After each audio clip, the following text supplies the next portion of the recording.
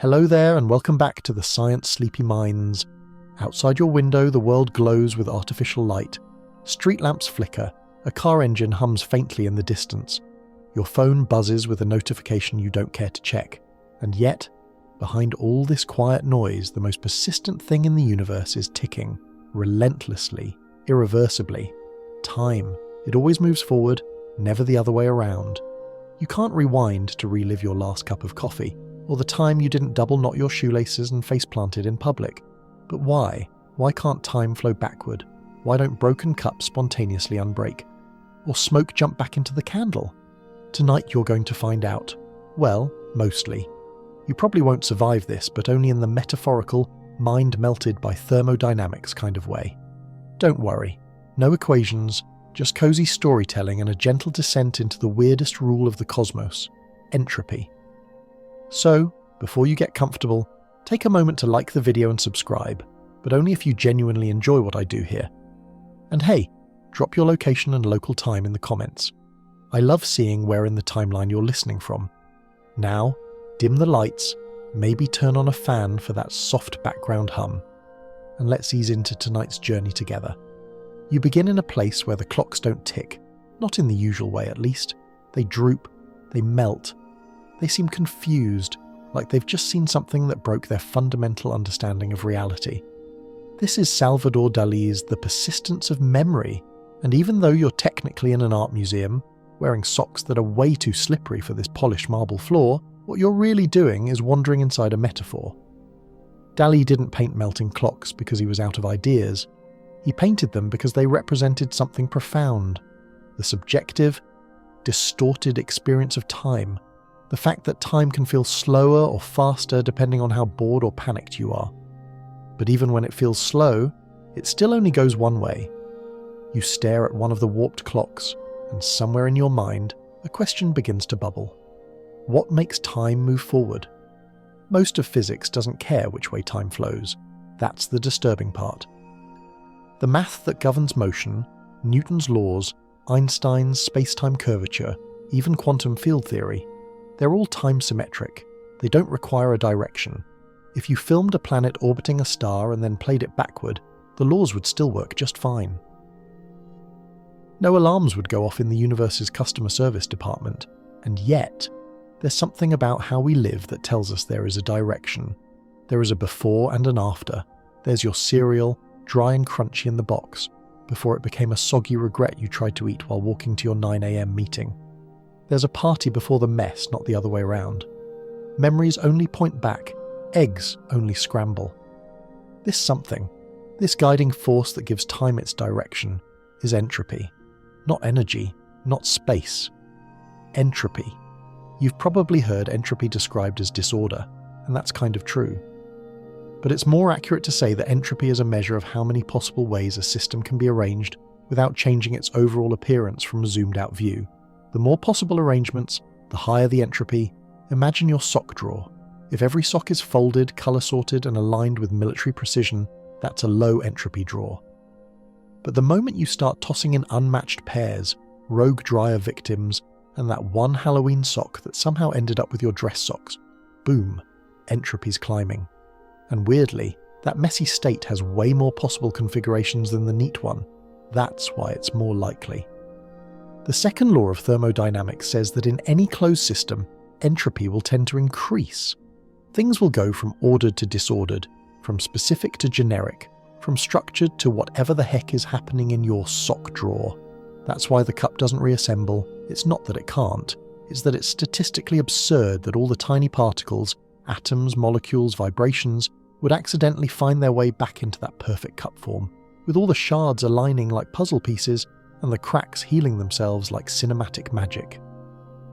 Historians still argue whether our intuitive grasp of time's direction was influenced more by observable processes like death and decay, or if it emerged purely from thermodynamic theory once the industrial age brought heat engines and entropy math into vogue. Either way, the point remains. Time feels forward because entropy flows that way. Take your phone, for example. It's made of ordered components, processors, circuits, pixels. But leave it alone long enough, and even without touching it, its entropy will rise.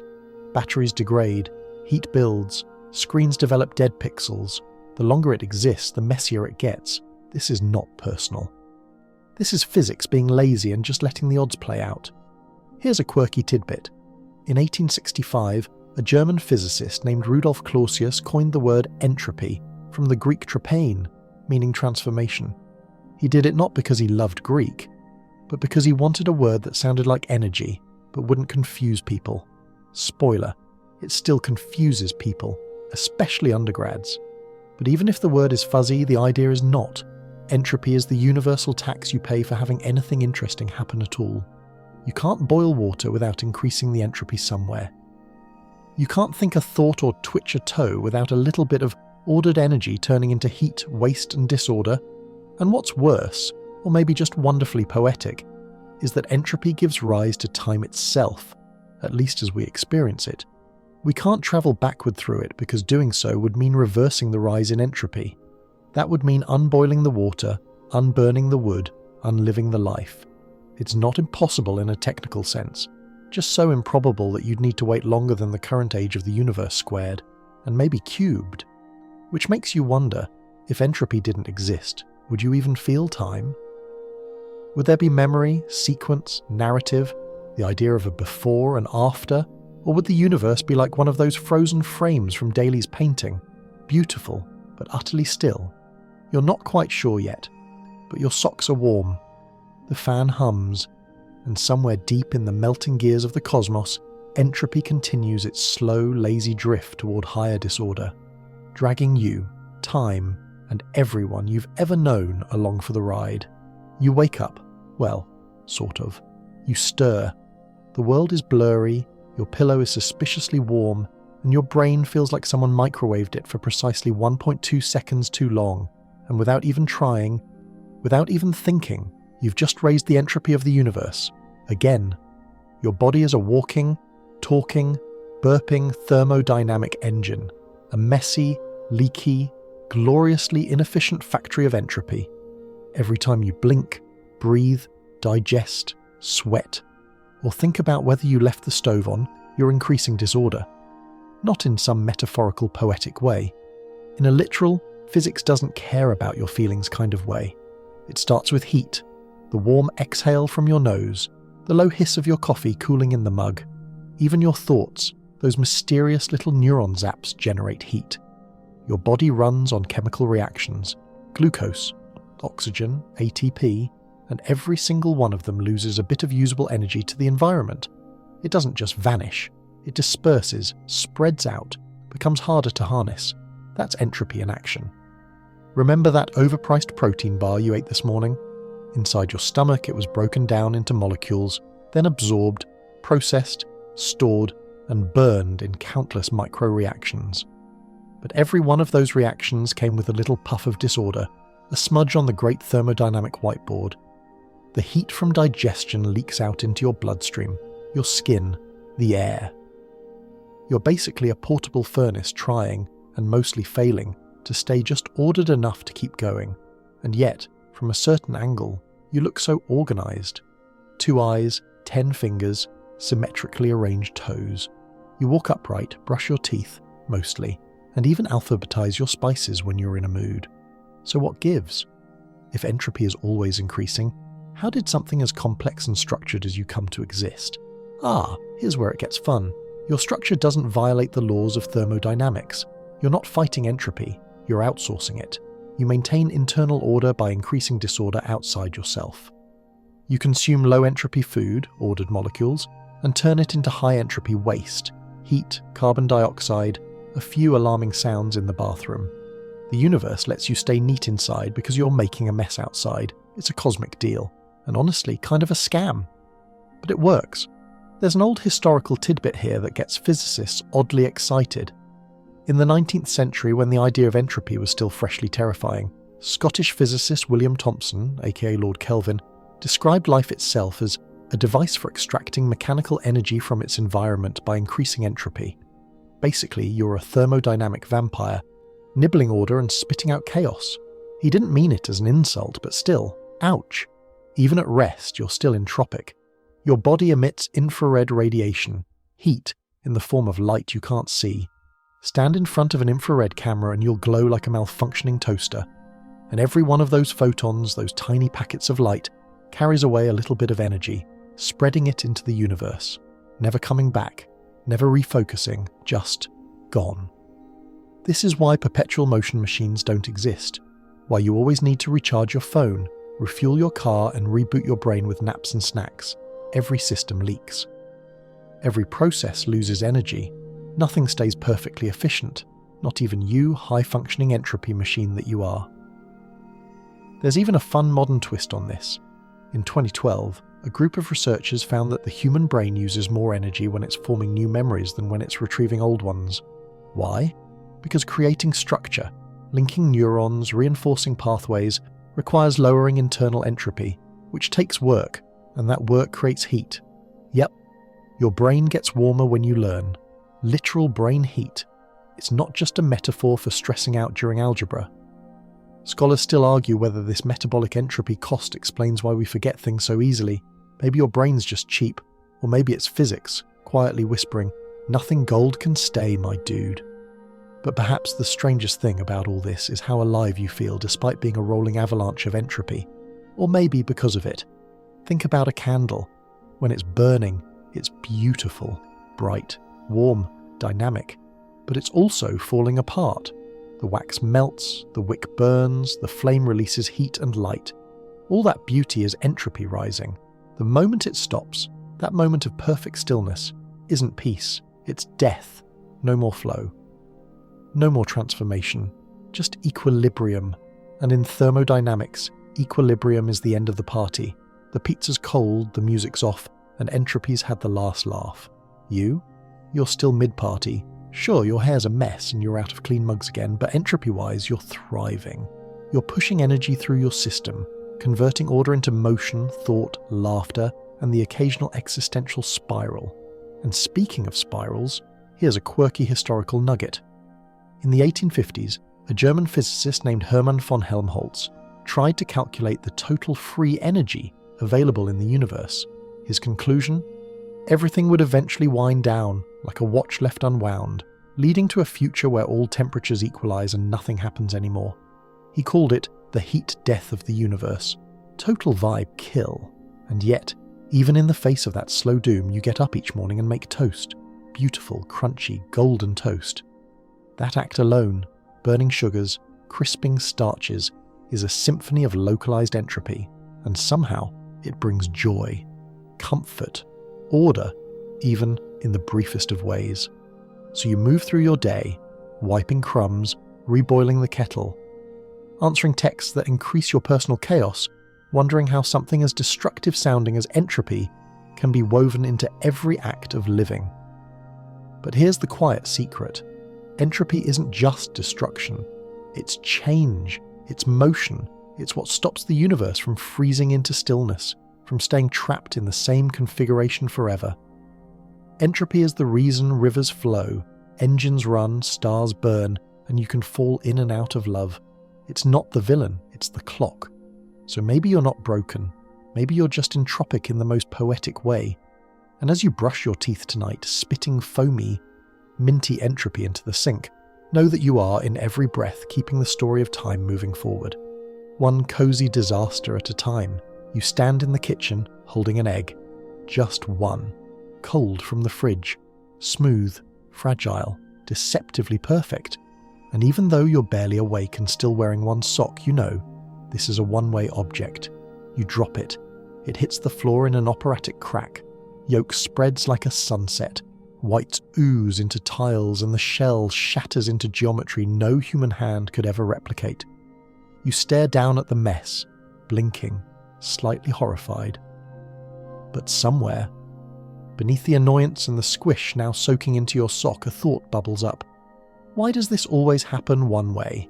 You never see the reverse.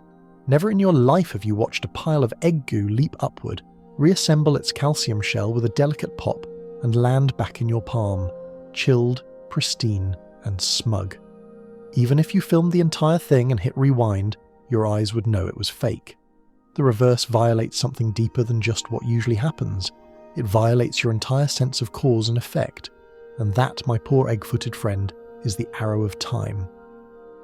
Let's be very clear. The laws of physics don't actually forbid a broken egg from unbreaking. On paper, it's totally allowed. The equations that govern motion, collisions, energy transfer, all reversible. You can plug in negative time and they work just fine. Newton, Schrödinger, even Einstein wouldn't flinch. But here's the catch.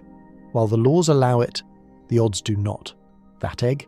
It was in a very specific arrangement before you dropped it. Low entropy. Everything organised. Yolk in the centre, whites wrapped around, shell containing the whole gooey miracle.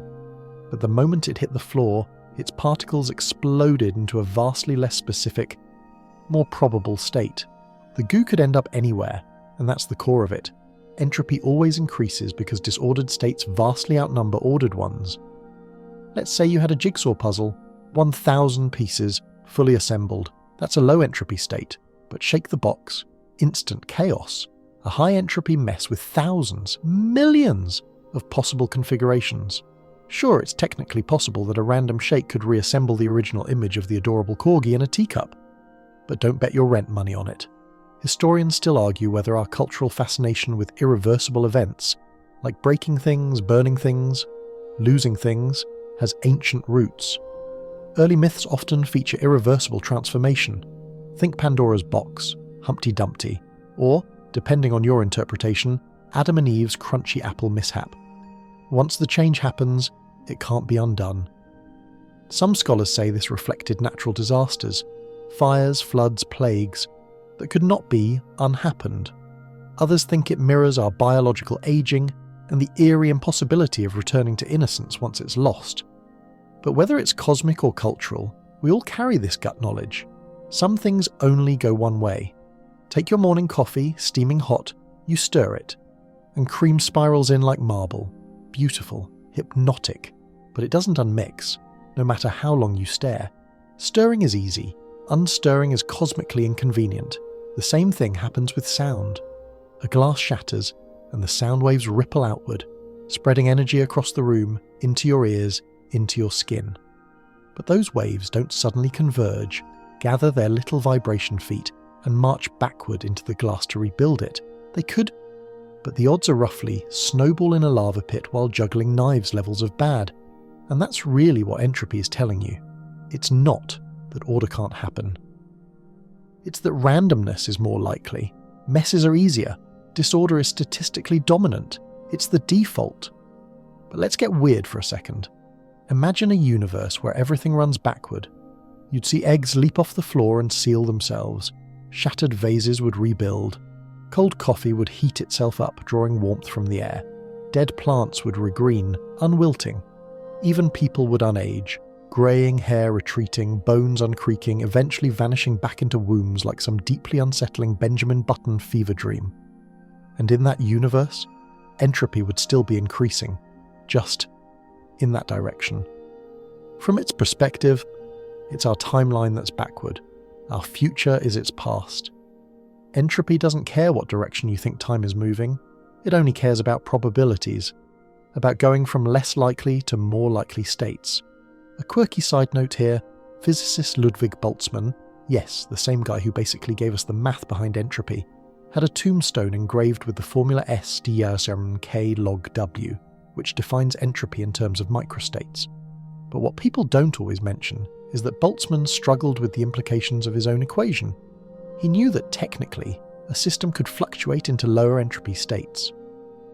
Like a messy room suddenly becoming spotless without anyone lifting a finger. It's just so rare that you'd need to wait longer than the universe has existed to see it happen even once. In fact, Boltzmann once theorized that maybe the whole universe is just a random low entropy fluctuation, that you are a freak coincidence, a blip of order in a sea of chaos.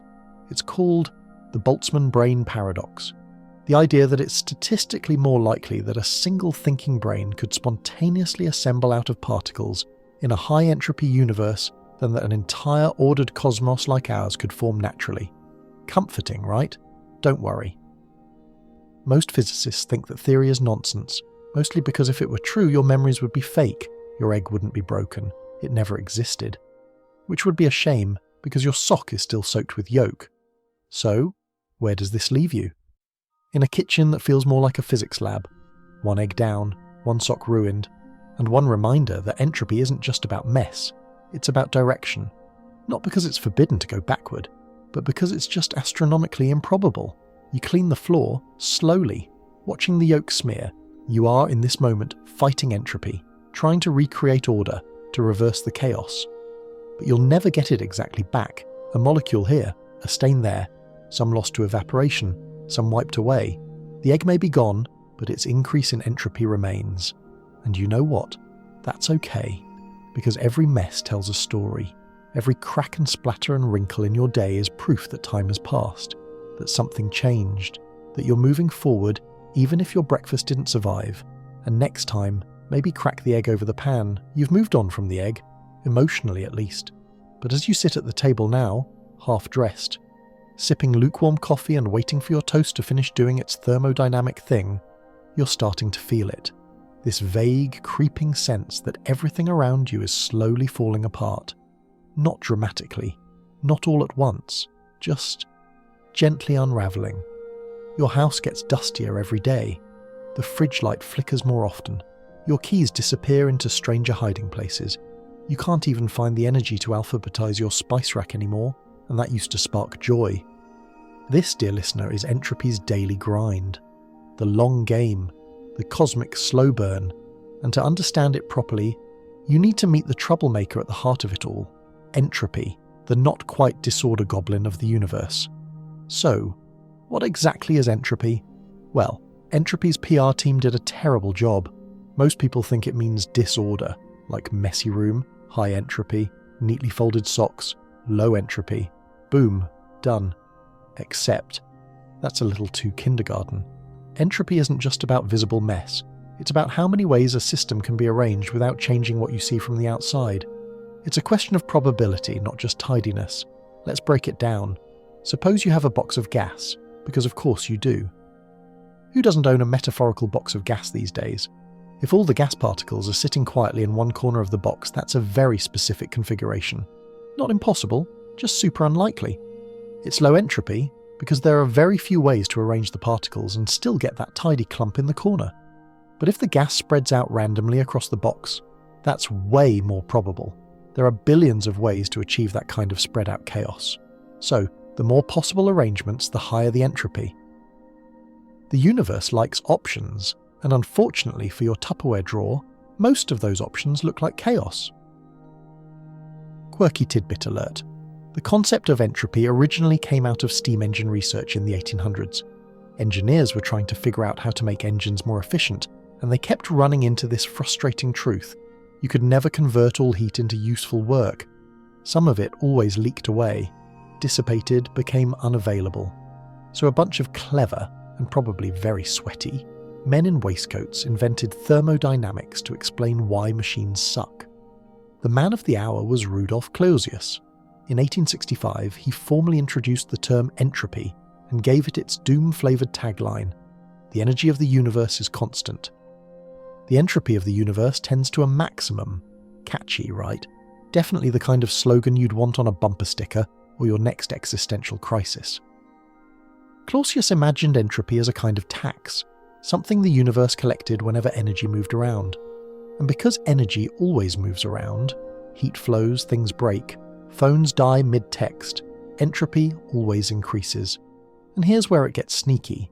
Entropy is a statistical law, not a law like gravity or conservation of momentum, which are strict and unforgiving. Entropy is about what's likely to happen, given enough particles and enough time. You could technically drop a glass and have every shard leap back into place, but you never will.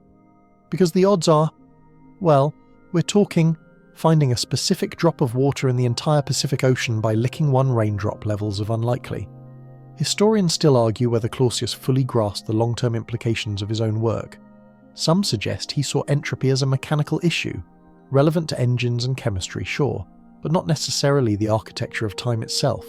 Others think he suspected the truth, that this wasn't just about pistons and boilers, but about why time has a direction at all. And it's true.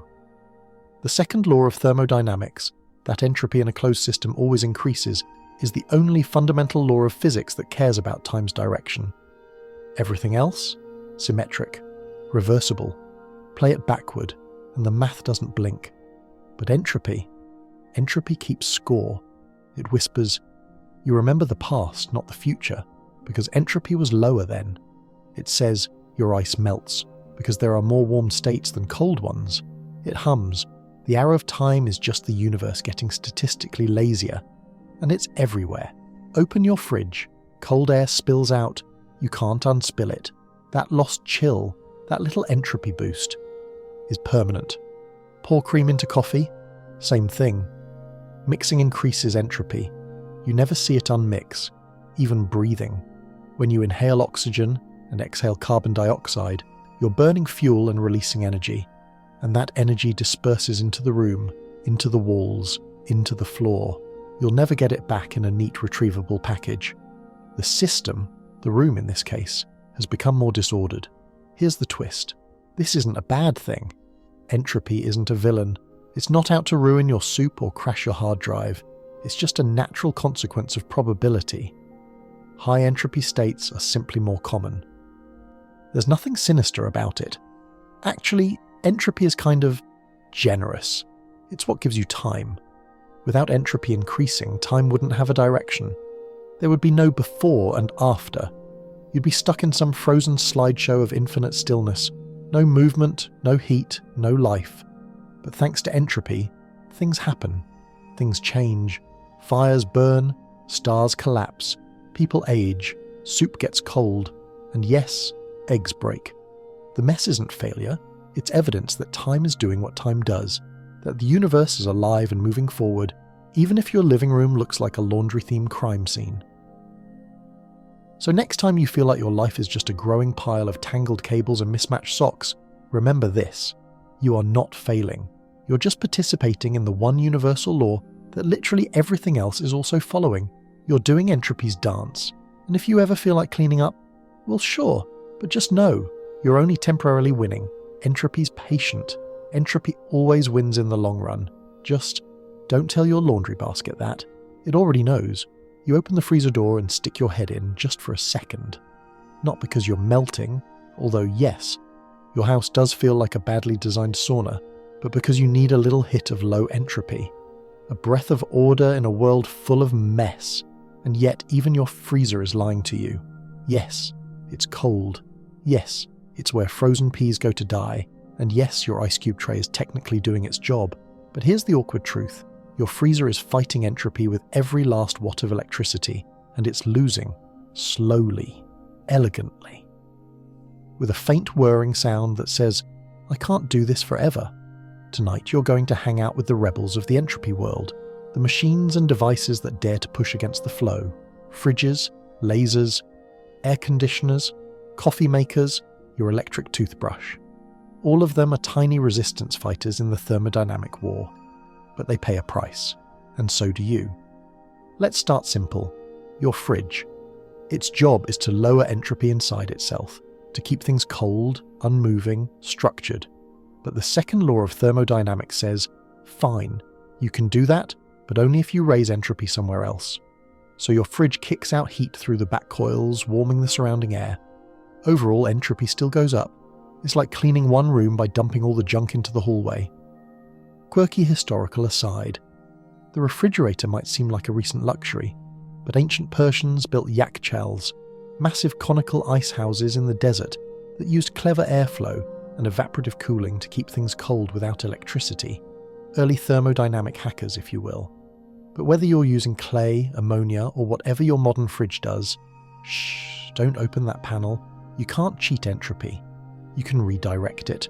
You can temporarily reduce it in a tiny bubble, but the global entropy bill always gets paid. Same goes for air conditioners. Ever notice that when your AC is running, the room gets cooler, but the outside unit hums like it's about to launch into orbit? That's because it's pumping heat out, concentrating order inside by blasting disorder into the wider world. Again, local victory, cosmic loss. Now, let's get fancy. Lasers. You know, the cool pew-pew things. Contrary to what sci-fi taught you, most lasers aren't weapons, they're tools. They can measure atoms, perform eye surgery, and even etch your initials into a grain of rice if you're into that. But here's the wild thing. Lasers work by reducing entropy. Inside the laser cavity, atoms are forced into an unnatural state. More of them are excited than not. This is called population inversion, and it's the opposite of what you'd expect in thermal equilibrium. Normally, hot systems are random. Excited and unexcited states mix together. But a laser says, no, everyone stand in a line, and when I say go, emit light in perfect unison. Boom.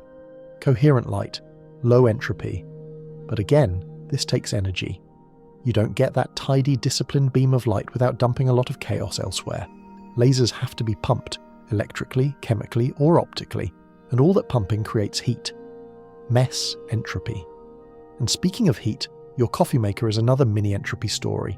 You take cold, structured water and clean, organised grounds and pour in electricity. Out comes hot, fragrant, caffeinated liquid and a spike in entropy. That heat doesn't stay in the cup for long. It flows out into the room, radiating from the ceramic like invisible fog. The energy that heated your water, most of it doesn't even end up in the coffee. It gets lost through the heating element, the carafe, your indecision about whether to add cream. So much waste, so much warmth, and yet you get something for it. You get a moment, a sip, a spark of awareness. That cup of coffee is a temporary zone of order, a structured experience, paid for by the increase in entropy everywhere else. This is the trade. We build little pockets of meaning by setting the rest of the universe on fire, not literally. Well, sometimes literally. Let's take it up a notch. Consider your body again, not just as an entropy machine, but as a fighter. Your cells expend enormous energy to maintain order, pumping ions, repairing DNA, shuttling proteins. All this work is against the natural flow of entropy. The moment the effort stops, when your cells give up and let equilibrium happen, life ends. Death, from a thermodynamic view, is the moment your system stops resisting entropy. Everything starts to diffuse, dissolve, equalize. The gradient is gone. The fight is over. It's almost poetic, in a quiet, bleak sort of way. But maybe the most dramatic entropy-defying contraption of all, the brain. Your brain is a computational miracle, billions of neurons firing in precise patterns, maintaining information, processing inputs, forming memories. And it does all this while leaking heat like a radiator in August. In fact, recent studies suggest that consciousness itself may be an entropy balancing act. You increase local information, memory, thought, self-awareness, while increasing disorder in the brain surroundings. The more you know, the warmer your head gets, literally. Philosophers and physicists still argue whether consciousness emerges because of entropy or in spite of it. Is your mind a side effect of thermodynamic struggle, or a loophole, or maybe just a very elaborate statistical fluke? No one knows for sure, but you do know this. Every thought you have, every moment you spend watching this video, every time you open the freezer just to feel something, entropy is climbing. Even your devices are in on it. Your phone heats up during video calls. Your laptop fans wheeze like asthmatic gremlins.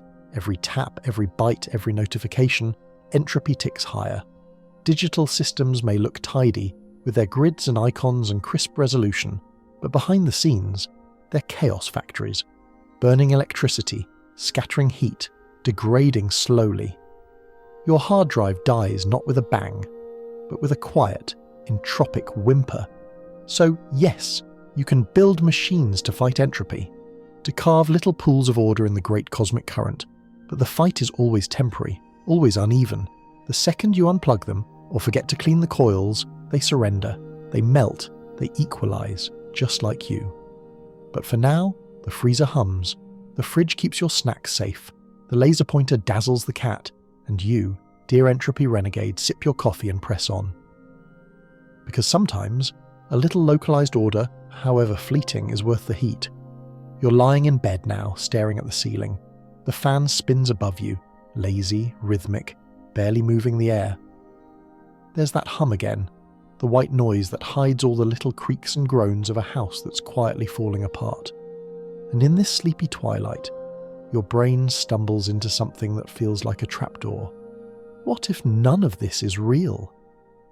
What if you're not lying here in a bed, but are instead a Boltzmann Brain, a single, spontaneously generated consciousness floating in the vacuum of space, hallucinating your entire life, your childhood, your job, that awkward thing you said at lunch last week. All of it. Fake. Welcome to the weirdest corner of entropy. The one where probability takes a sip of cough syrup and says, what if the universe, but backwards? Let's rewind a little. Ludwig Boltzmann, the man, the myth, the walking calculator, spent his life trying to explain why entropy increases. He figured it out mostly. He realized that the most probable state of a system is the one with the most possible microstates, and that everything tends toward that. Simple, elegant, a statistical view of thermodynamics. But here's the kicker. Boltzmann also realized that if everything is statistical, then rare events can happen. Like, really rare. Astronomically rare. Like a fully conscious human brain assembling itself from randomly jiggling particles in deep space. Kind of rare. And so, in a fit of theoretical honesty, Boltzmann proposed that maybe the universe didn't begin in a low-entropy Big Bang. Maybe that's just how it seems. Maybe instead, the high-entropy, chaotic universe has always existed. And every now and then, just by chance, a small pocket of order forms, and maybe, just maybe, you're one of those pockets. A brain. Alone. Surrounded by chaos. Imagining an entire universe to keep itself company. Chilling, right? This is what we now call the Boltzmann Brain paradox, and it makes most physicists deeply uncomfortable, because from a strict entropy standpoint, it's more likely for a single brain to spontaneously form than for the entire structured universe to do so. Think about it. The odds of our universe existing, with galaxies, stars, cats, IKEA furniture, and all, are so small it boggles the imagination. But the odds of just one brain popping into existence, complete with fake memories and a false sense of identity, that's statistically easier. Not easy, mind you, just less absurd. Historians still argue whether Boltzmann actually meant this as a serious suggestion or as a cautionary tale, a look how far this logic can be pushed before it breaks kind of argument. But the idea stuck, and now it's a recurring character in cosmological horror stories. Now before you panic and start questioning your own reality, too late, let's take a breath. There are some good reasons to believe you're not just a floating consciousness surrounded by nothing. For starters, Boltzmann brains would be wildly unstable. The very same randomness that created you would likely destroy you just as quickly. The fact that you have consistent memories, stable experiences, and recurring stress dreams about middle school suggests that you're part of something much bigger and more coherent. Also, if the universe were just chaotic entropy with rare ordered blips, we'd expect to see a lot more weirdness. Physics would behave inconsistently, time might wobble, your toast might unburn itself once in a while. But instead, everything follows predictable laws. Even the most chaotic events, volcanoes, politics, your inbox, still obey the rules of physics. So while Boltzmann's brain is an intriguing thought experiment, most physicists agree it's probably not how reality works. Still, it could be, and that possibility gnaws at the edges of our confidence, because if entropy governs everything and probability rules the show, then anything, however bizarre, can happen eventually. This is what makes entropy both terrifying and strangely comforting. On the one hand, it tells you that the universe is mostly chaos, and your little bubble of structure is laughably temporary. On the other hand, it says, you happened anyway. You beat the odds, you emerged, you're thinking, breathing, wondering. In a sea of probable mess, you're an improbable miracle. That's worth something. And it also points to a deeper, often missed feature of entropy. It doesn't forbid order, it just tells you that order is rare, expensive, fragile, but not impossible. You're living proof. You were born into a world of gradients, of hot and cold, high and low, dark and light. And all of those gradients are powered by entropy trying to even things out. The sun shines because nuclear reactions are turning mass into energy, and that energy is spilling across space in the form of light and heat, raising entropy. You grow because plants absorb sunlight, make sugars, and pass that order up the food chain until it lands on your dinner plate. Every structure you see, cities, trees, sushi rolls, is just a temporary pocket of low entropy made possible by the ongoing sacrifice of energy elsewhere. Like a candle burning at both ends to keep a single flower alive for one more day. The weird irony, entropy may be what makes life possible. Life is a process that creates localized order by exporting disorder. Your cells maintain structure by shoving entropy into the environment. You're a weird little entropy pump sucking in ordered fuel and spitting out heat and waste. It's not glamorous, but it's real. And here's a strange historical tidbit. In the 20th century, biologist Erwin Schrödinger, yes, that Schrödinger, the cat guy, wrote a book called What is Life?, in which he described living organisms as entities that feed on negative entropy. His idea was that organisms maintain order by consuming environments with lower entropy and producing higher entropy waste. In other words, you stay alive by pooping chaos into the universe. Scholars still debate whether Schrödinger's description is technically accurate, but it's undeniably poetic. A reminder that life doesn't defy entropy, it dances with it. So here you are, curled under a blanket, brain buzzing with cosmic dread and existential curiosity, wondering if you're real or just a statistical hiccup. Here's a gentle truth. It doesn't matter. Whether you're a meat suit full of ordered atoms or a lonely Boltzmann brain hallucinating bedtime physics monologues, you're experiencing entropy in real time. You're part of its story. You're a shape in the flow. And that alone gives your existence, however improbable, its peculiar kind of meaning. So go ahead, think your thoughts, ask your questions, flip your pillow to the cold side. Entropy's still rising, yes, but for now you're here, still breathing, still glowing, still real, probably. You blink and it's morning again.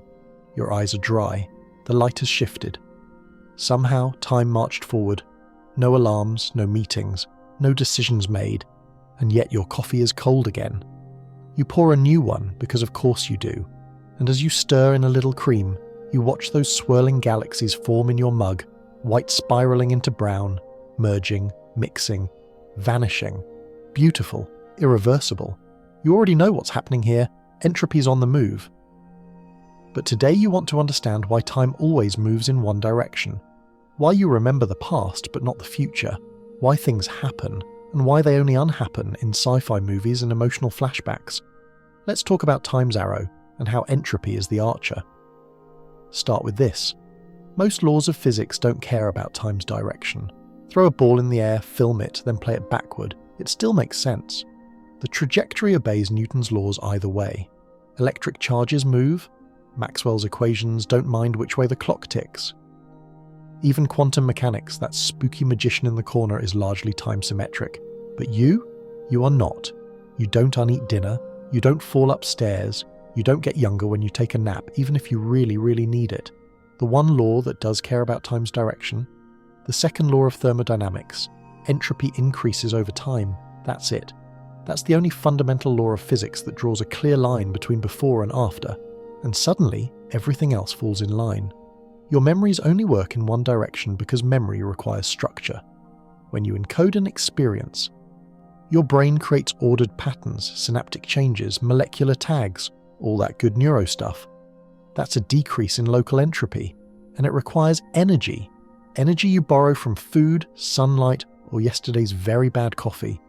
But to build that memory, your body has to export disorder somewhere else. Heat, waste, micro-decisions about what not to remember. So while you can store the past, it's energetically impossible to store the future. Why? Because it hasn't happened yet. The entropy hasn't been created. There are no structures to reference, no pathways to trace. This is why we remember the past but not the future. Not because the brain is flawed, but because the past is ordered and the future is still undecided chaos. Entropy increases, and we ride that wave like a very confused but well-meaning surfer. Quirky historical footnote here. The phrase, arrow of time, was coined by the British astronomer Arthur Eddington in 1927. He was trying to explain why time seems to have a preferred direction, and he pointed to entropy as the deciding factor. Eddington famously said, "If your theory is found to be against the second law of thermodynamics, I can give you no hope. There is nothing for it but to collapse in deepest humiliation." Eddington did not mess around. And he was right. Because this arrow of time doesn't just mess with your coffee, it touches everything. Take sound, for example. You clap your hands. The sound waves spread outward. They rattle windows, tickle eardrums, get eaten by walls and carpets and air molecules. The energy scatters. That's entropy. That's irreversible. You don't hear echoes pulling themselves back into your palms. You don't unclap. Or cooking. You heat an egg. The proteins unravel. The whites go from clear to opaque. The structure shifts. That energy isn't coming back. That egg isn't returning to its pre-scrambled innocence. Even your own body ages because of entropy. Your cells accumulate damage. Your DNA experiences tiny errors. Systems degrade. You can moisturize all you want, but entropy is a long game, and it plays to win. But here's a mind-bender. If you could somehow decrease entropy, like really decrease it, you could theoretically reverse time. That's the basis of some wild thought experiments and occasional sci-fi fever dreams. If you could engineer a system where entropy moved backward, you might experience reverse time, unbirth, untoast, rebuilding smashed glasses, recollecting unspoken words. But to do that, you'd need to manipulate every single microscopic degree of freedom in a system. You'd need absolute control over the molecular state of every atom, and even then, one cosmic sneeze and your reverse timeline shatters. Still, this isn't just fantasy. There have been real attempts to explore time reversal in physics, just not for toast and birthday parties. In 2019, a team of Russian and American scientists ran a quantum experiment where they reversed the state of a small system of particles for a fraction of a second. Not exactly Marty McFly material, but intriguing. The catch? It only worked in an extremely isolated, carefully controlled environment. The moment you introduce chaos, noise, or randomness, hello, real world, it all falls apart. The system rapidly returns to increasing entropy. The arrow reasserts itself. Time keeps marching on. Historians and philosophers still argue whether the arrow of time is fundamental or emergent. Is it baked into the core of reality, or is it something that arises from complex systems like weather, memory, and mortality? Some even suggest that time itself might be an illusion, that everything, past, present, future, exists simultaneously. And our experience of flow is just consciousness moving through a static landscape, like watching a film one frame at a time, even though the whole reel is already printed. That one keeps philosophers busy at 3 a.m. But regardless of the model, one thing remains consistent. Entropy increases, and that's why things happen. That's why you experience a story, instead of being stuck in a slideshow of disconnected moments. Entropy gives you sequence. It gives you narrative. It gives you that warm, weird feeling when you realize the present has just turned into the past and slipped through your fingers like steam. And that's the quiet beauty of it. Entropy might be a thief. It steals heat, order, structure. But it also gives you the ability to remember, to move, to hope, to be a creature not frozen in time, but carried by it. So yes, your coffee is cold again, but that means the molecules danced, that energy moved, that time passed, and in that passage, you were alive. And anyway, you were going to reheat it and forget about it again in the microwave, weren't you? You're outside now. Finally. There's a half-melted ice cube in your water bottle, clinking gently as you tilt it. It's hot, the kind of heat that makes asphalt shimmer and birds rethink their life choices. You sit in the shade, watching condensation gather on the bottle like it's auditioning for a slow-motion ad. That ice cube is melting, slowly, inevitably, and as it liquefies into the already warm water, you're witnessing entropy in its most relaxing form, the quiet betrayal of cold by heat. Let's talk about why ice melts, but never unmelts. You probably know the gist. Cold things warm up, hot things cool down. Left alone, everything finds its way to room temperature, a boring, slightly disappointing state of thermodynamic compromise. But beneath this mundanity lies one of the most fundamental truths about the universe. Heat flows from hot to cold, not the other way around. This is not a matter of preference, it's entropy. Think of your ice cube as a tiny fortress of low entropy. All its molecules are lined up neatly in a crystal lattice, bonded, stable, obedient.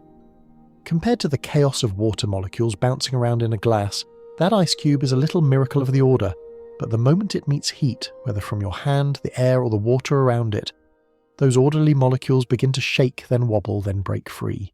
The lattice collapses. Structure dissolves into motion. Entropy rises. You could sit there and watch, but the process only goes one way. You'll never walk into your kitchen and find a glass of water spontaneously forming an ice cube. That would mean thousands of high-energy water molecules randomly slowing down, aligning and locking into a crystal structure, all without releasing energy anywhere else. Is that impossible? No. Just so statistically unlikely that you'd need to wait longer than the universe has existed several times over to see it happen even once. This is entropy's trick. It doesn't forbid reversal.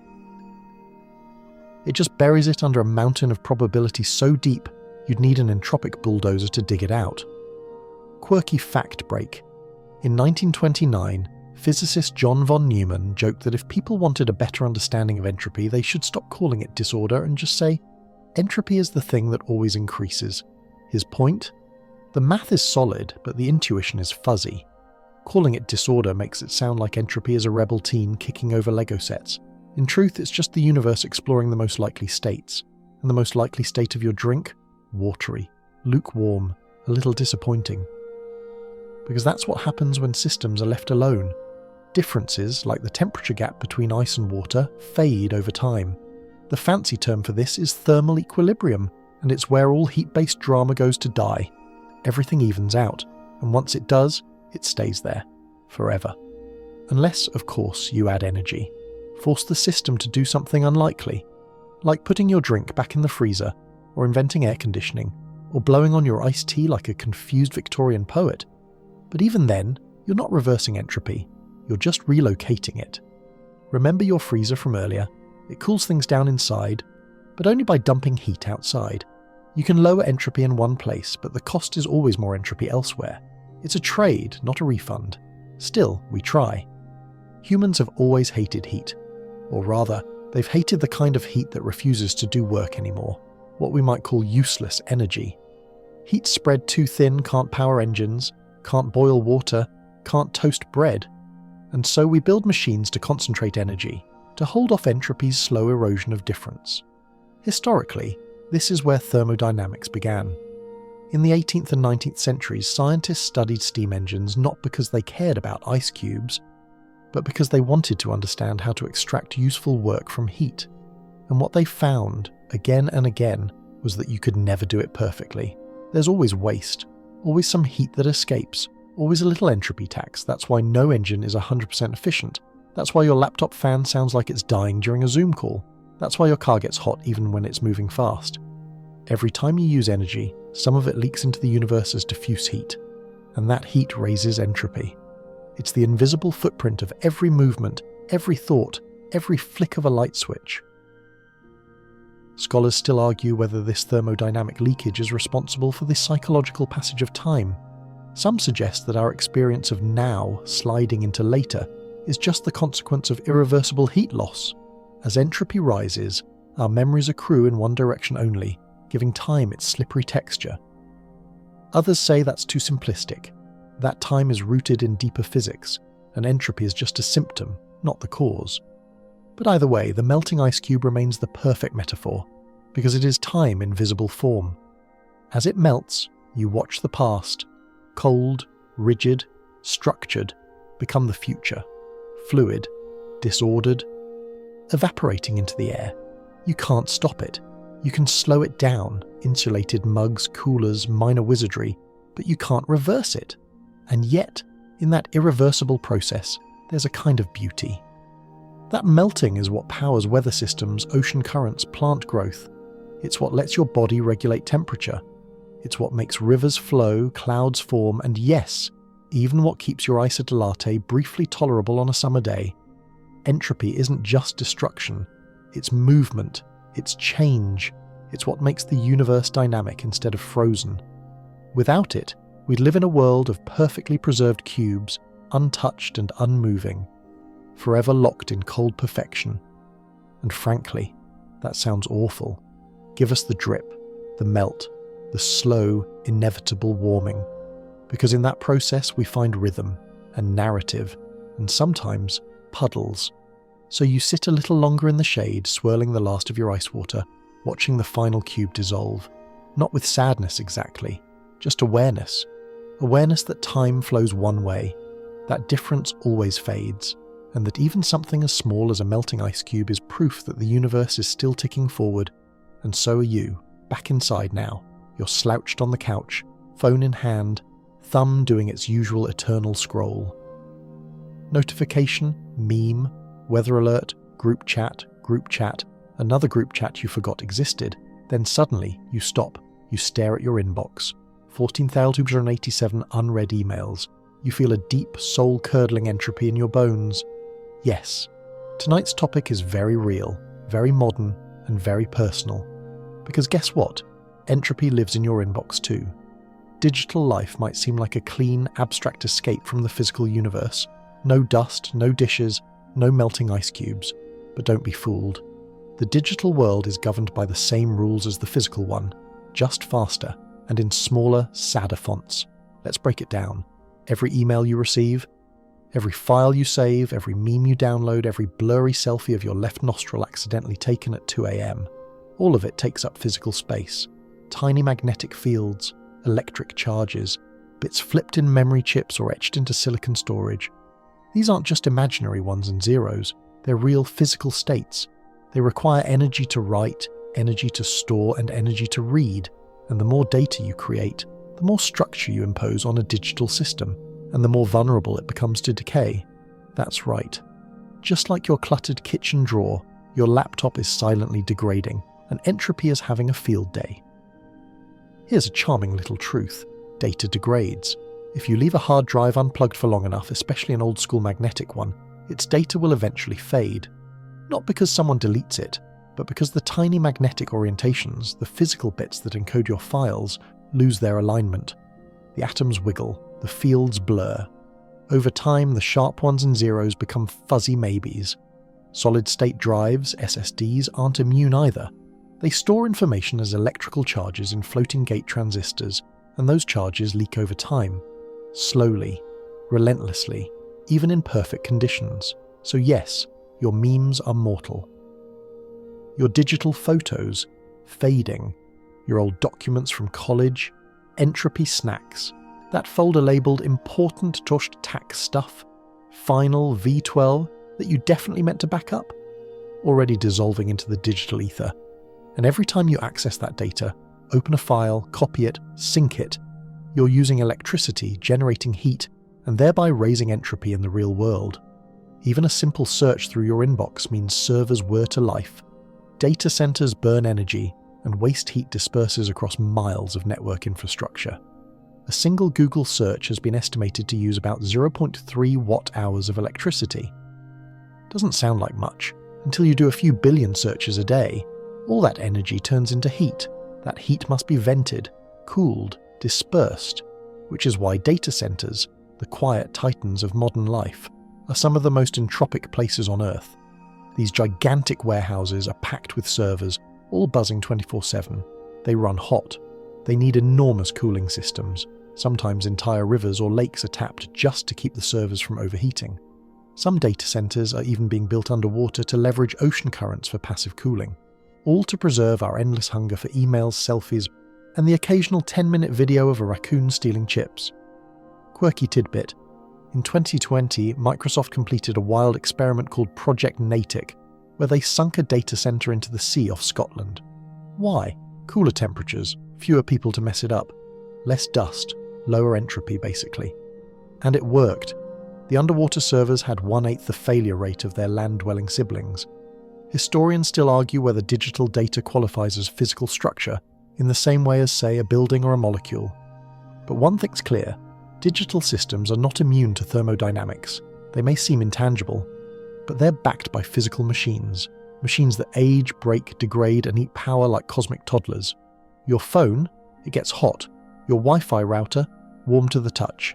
That's entropy doing its thing. And here's the philosophical cherry on top. Information is entropy. In fact, in the 1940s, a mathematician named Claude Shannon invented the entire field of information theory and showed that information and entropy are mathematically linked. Shannon entropy, as it's called, is a measure of uncertainty in a set of data. The more uncertain or unpredictable a message is, the higher its entropy. Which means, a file full of random noise has high entropy. You can't compress it. A file full of the word banana repeated 10,000 times has low entropy. Super easy to compress. Your inbox, with its chaotic blend of spam, promotions, and that one sincere message from your grandma, that's a mid-entropy soup with emotional texture. It's poetic, really. Even your digital life echoes the universe's favourite pattern, from order to disorder. And yet you still try. You make folders, you sort files, you set up filters, you delete spam, you try to bring order to the inbox entropy, but much like your sock drawer, it's a war you'll never win. And that's okay, because the very act of fighting entropy, even in the digital realm, is a sign of life. You're not a passive observer. You're a tiny structure builder in a sea of spreading noise. You name files, you clean desktops, you try to remember which password you used in 2014. That's resistance, that's agency, and when your phone finally dies, or your inbox becomes a screaming void of unread messages, you'll just upgrade, migrate, begin again. Entropy may rise, but so do you. And honestly, your grandma's email is still there. You just have to find it between the 15 discount codes and that weird newsletter you swear you didn't subscribe to. So scroll on, brave archivist of chaos. Just maybe back up your stuff once in a while, and don't name it final war, really final this. oneactually.pdf. Entropy is watching, and it's laughing. You're back at your desk. Somehow the sun's shifted again, and the light pouring through the window feels old. Not in a bad way, just in that golden, lazy, late afternoon kind of way that makes shadows stretch and your thoughts slow down. You look up from your phone, just for a second, and you think, wait a minute. If entropy always increases, if everything gets messier and more spread out, how did the universe ever get started in such a low entropy state to begin with?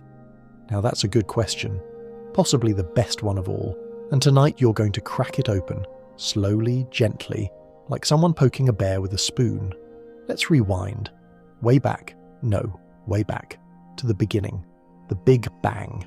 Now most people imagine the Big Bang as some kind of violent, chaotic explosion, but from a thermodynamic standpoint it was shockingly organised, dense, hot, yes, but structured. The early universe wasn't messy, it was incredibly uniform, with very little entropy and no complexity at all. And that, if we're being honest, is weird. According to everything we know about entropy, systems move from order to disorder, from low entropy to high. But if the universe is currently expanding, aging, and drowning in entropy, how did it start off so unnaturally tidy? Why didn't we begin with a cosmic mess? This mystery is often called the past hypothesis, the idea that the universe began in a special, highly ordered, low-entropy state. It's not a law of physics, it's not derived from equations. It's more like a polite shrug from the cosmos saying, just go with it. And it drives physicists up the wall. Historians still argue whether this hypothesis is a placeholder for something deeper, or if we'll eventually discover some fundamental law that requires a low-entropy beginning. Others suspect it's just a brute fact, like asking, why are there only 3 spatial dimensions? We might never know, but here's the really weird part. The early universe was full of hot plasma, matter, and energy bouncing everywhere. So shouldn't that be high entropy? Enter gravity, the chaos-loving trickster. See, in most everyday systems, like gases or cups of tea, uniformity means high entropy. The more spread out and balanced everything is, the messier and more probable it is. But gravity flips the script. For gravitating systems, clumping is more probable. Why? Because once matter starts to gather into lumps, like stars, galaxies, you eating leftover lasagna, it creates gravitational wells that attract even more stuff. This cascade of collapse increases the number of possible configurations, and more possible configurations, more entropy. So when the early universe was smooth and uniform, it was actually low entropy in a gravitational sense, and as the universe evolved, gravity went to work.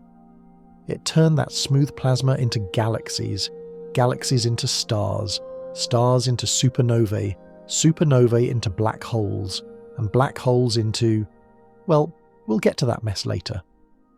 The important thing is, the early universe was ordered not because it was cold, but because it was smooth. And over time, that smoothness gave way to the lumpy, wild cosmic soup we live in now. Quirky detail. If you look at the cosmic microwave background, CMB, the afterglow of the Big Bang, you're seeing that early smooth universe frozen in time. Just 380,000 years after the Big Bang, the CMB shows a picture of a cosmos that's almost perfectly uniform, with temperature variations of just 1 part in 100,000. In other words, the universe was a baby, and it was basically spotless. And then entropy got to work. Stars formed, galaxies danced, planets collided, and eventually here you are, on a pale blue dot holding a cup of tea and wondering why everything keeps getting messier. So what caused that initial low entropy? No one knows.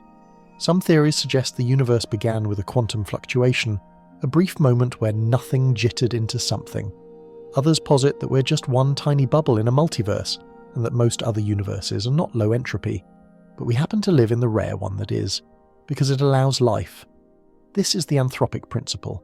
The idea that we observe a low entropy beginning because we're here to observe anything at all. It's like walking into a party already in full swing and asking, why did the music start at exactly the right time for me to hear it? Well, maybe the music was always playing, and you're the unlikely part. It's unsatisfying, and yet kind of elegant. Because whether it was quantum randomness, divine intention, or just really good timing, the result was a universe with potential. A universe where entropy could rise, where time could move forward, where things could happen. Without that low entropy beginning, you wouldn't be here. You wouldn't be able to ask questions, make toast, or wonder if raccoons understand taxes. Entropy had to have room to grow, and the early universe, it gave it that room. So now, when you hear people talk about the heat death of the universe, or the end of time, remember, that long, slow fade into maximum entropy only makes sense because we started with so little. Your life, your story, this video, all of it is a tiny ripple in the great entropic swell that began 13.8 billion years ago with the weirdest blank slate imaginable. And while it may seem like the universe is running down, spreading out, losing steam, it's also still playing out its improbable, beautiful story. Because you don't get complexity without gradients. You don't get life without imbalance. You don't get now without then. So you take another sip of lukewarm tea, nod to the ceiling, and smile at the absurdity of it all. The beginning was strange, the middle is messy, and the end, well, we'll get there eventually. There's a quiet stillness now. You've finished your tea. The shadows on the wall have grown longer, softer, like they're getting ready to stretch out and dissolve completely. Outside, the light is turning that sleepy kind of orange that makes you feel like time is slowing down, but it's not slowing. It's just getting closer to the end. No, not your end. Don't panic. But the universe? Oh yes. It's on a slow, inevitable march toward what physicists poetically, and a little dramatically, call the heat death of the universe. Sounds comforting, right? Don't worry, it's not happening anytime soon. You've got a few trillion years to finish your to-do list, but the concept is simple, haunting, final. Entropy wins, everything else loses. Let's walk through it. Gently. You already know that entropy increases. That's the rule.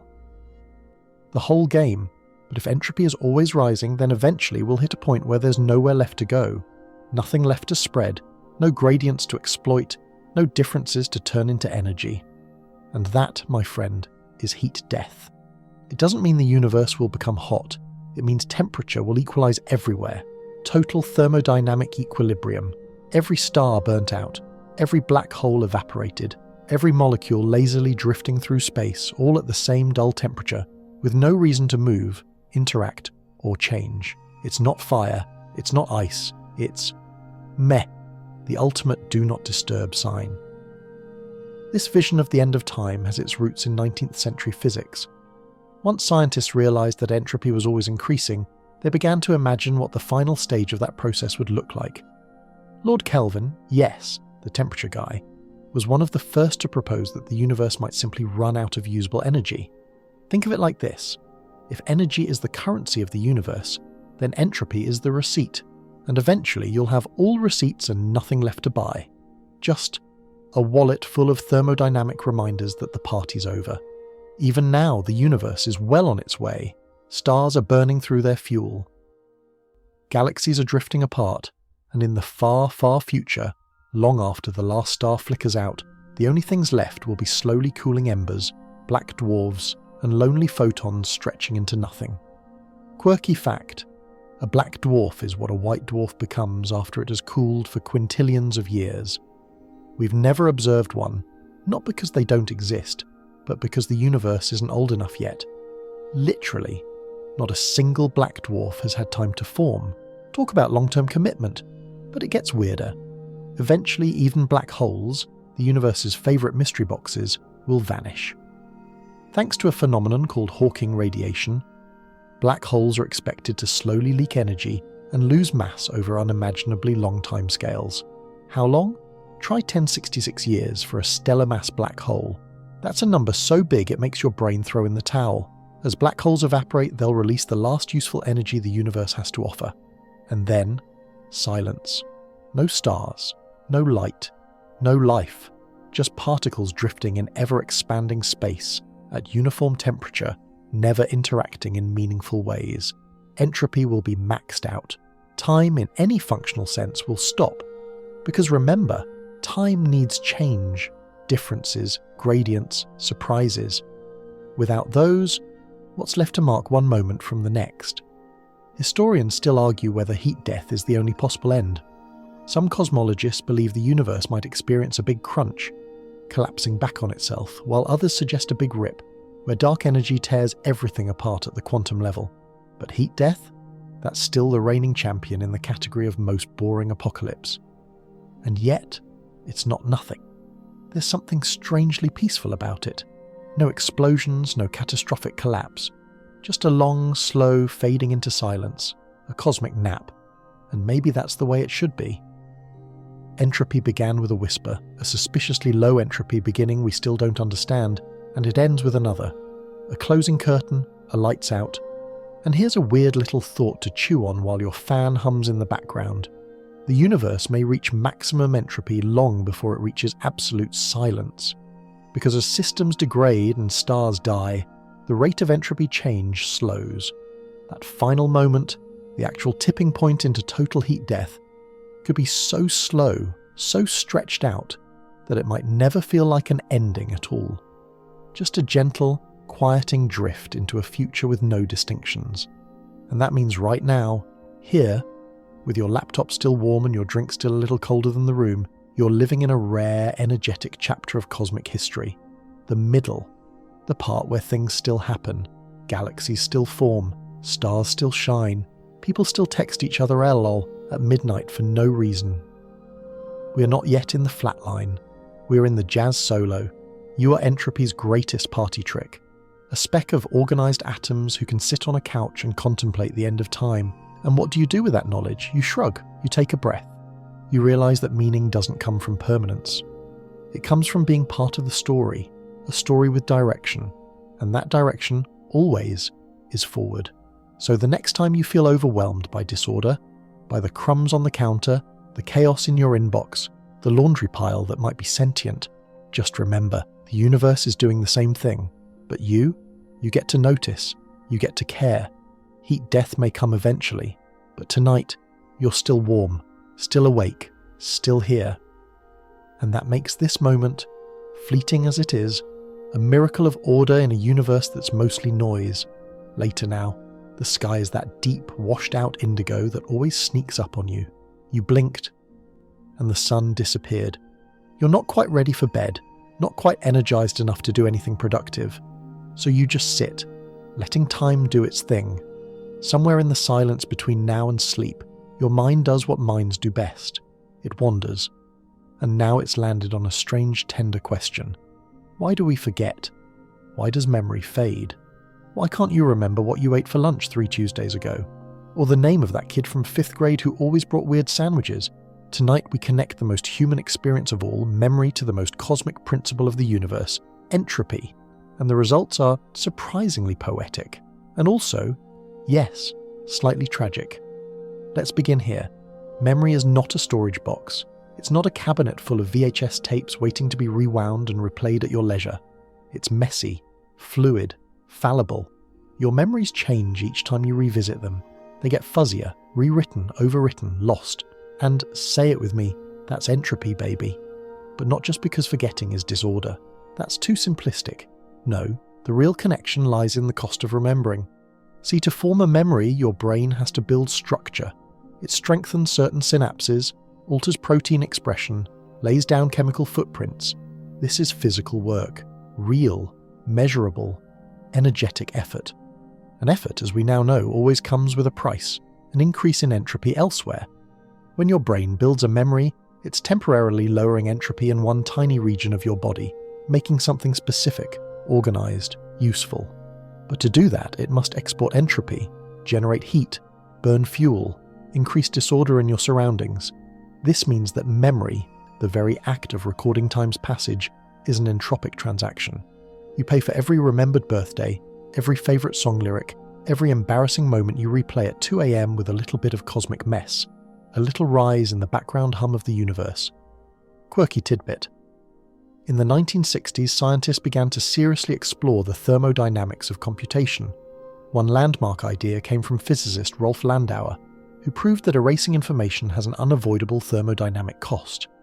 This is now known as Landauer's principle, and it tells us that deleting even a single bit of information requires a minimum amount of energy, and therefore produces heat. Let that sink in. Forgetting things literally warms the universe. It's not just poetic, it's measurable. Your brain deletes and overwrites information constantly.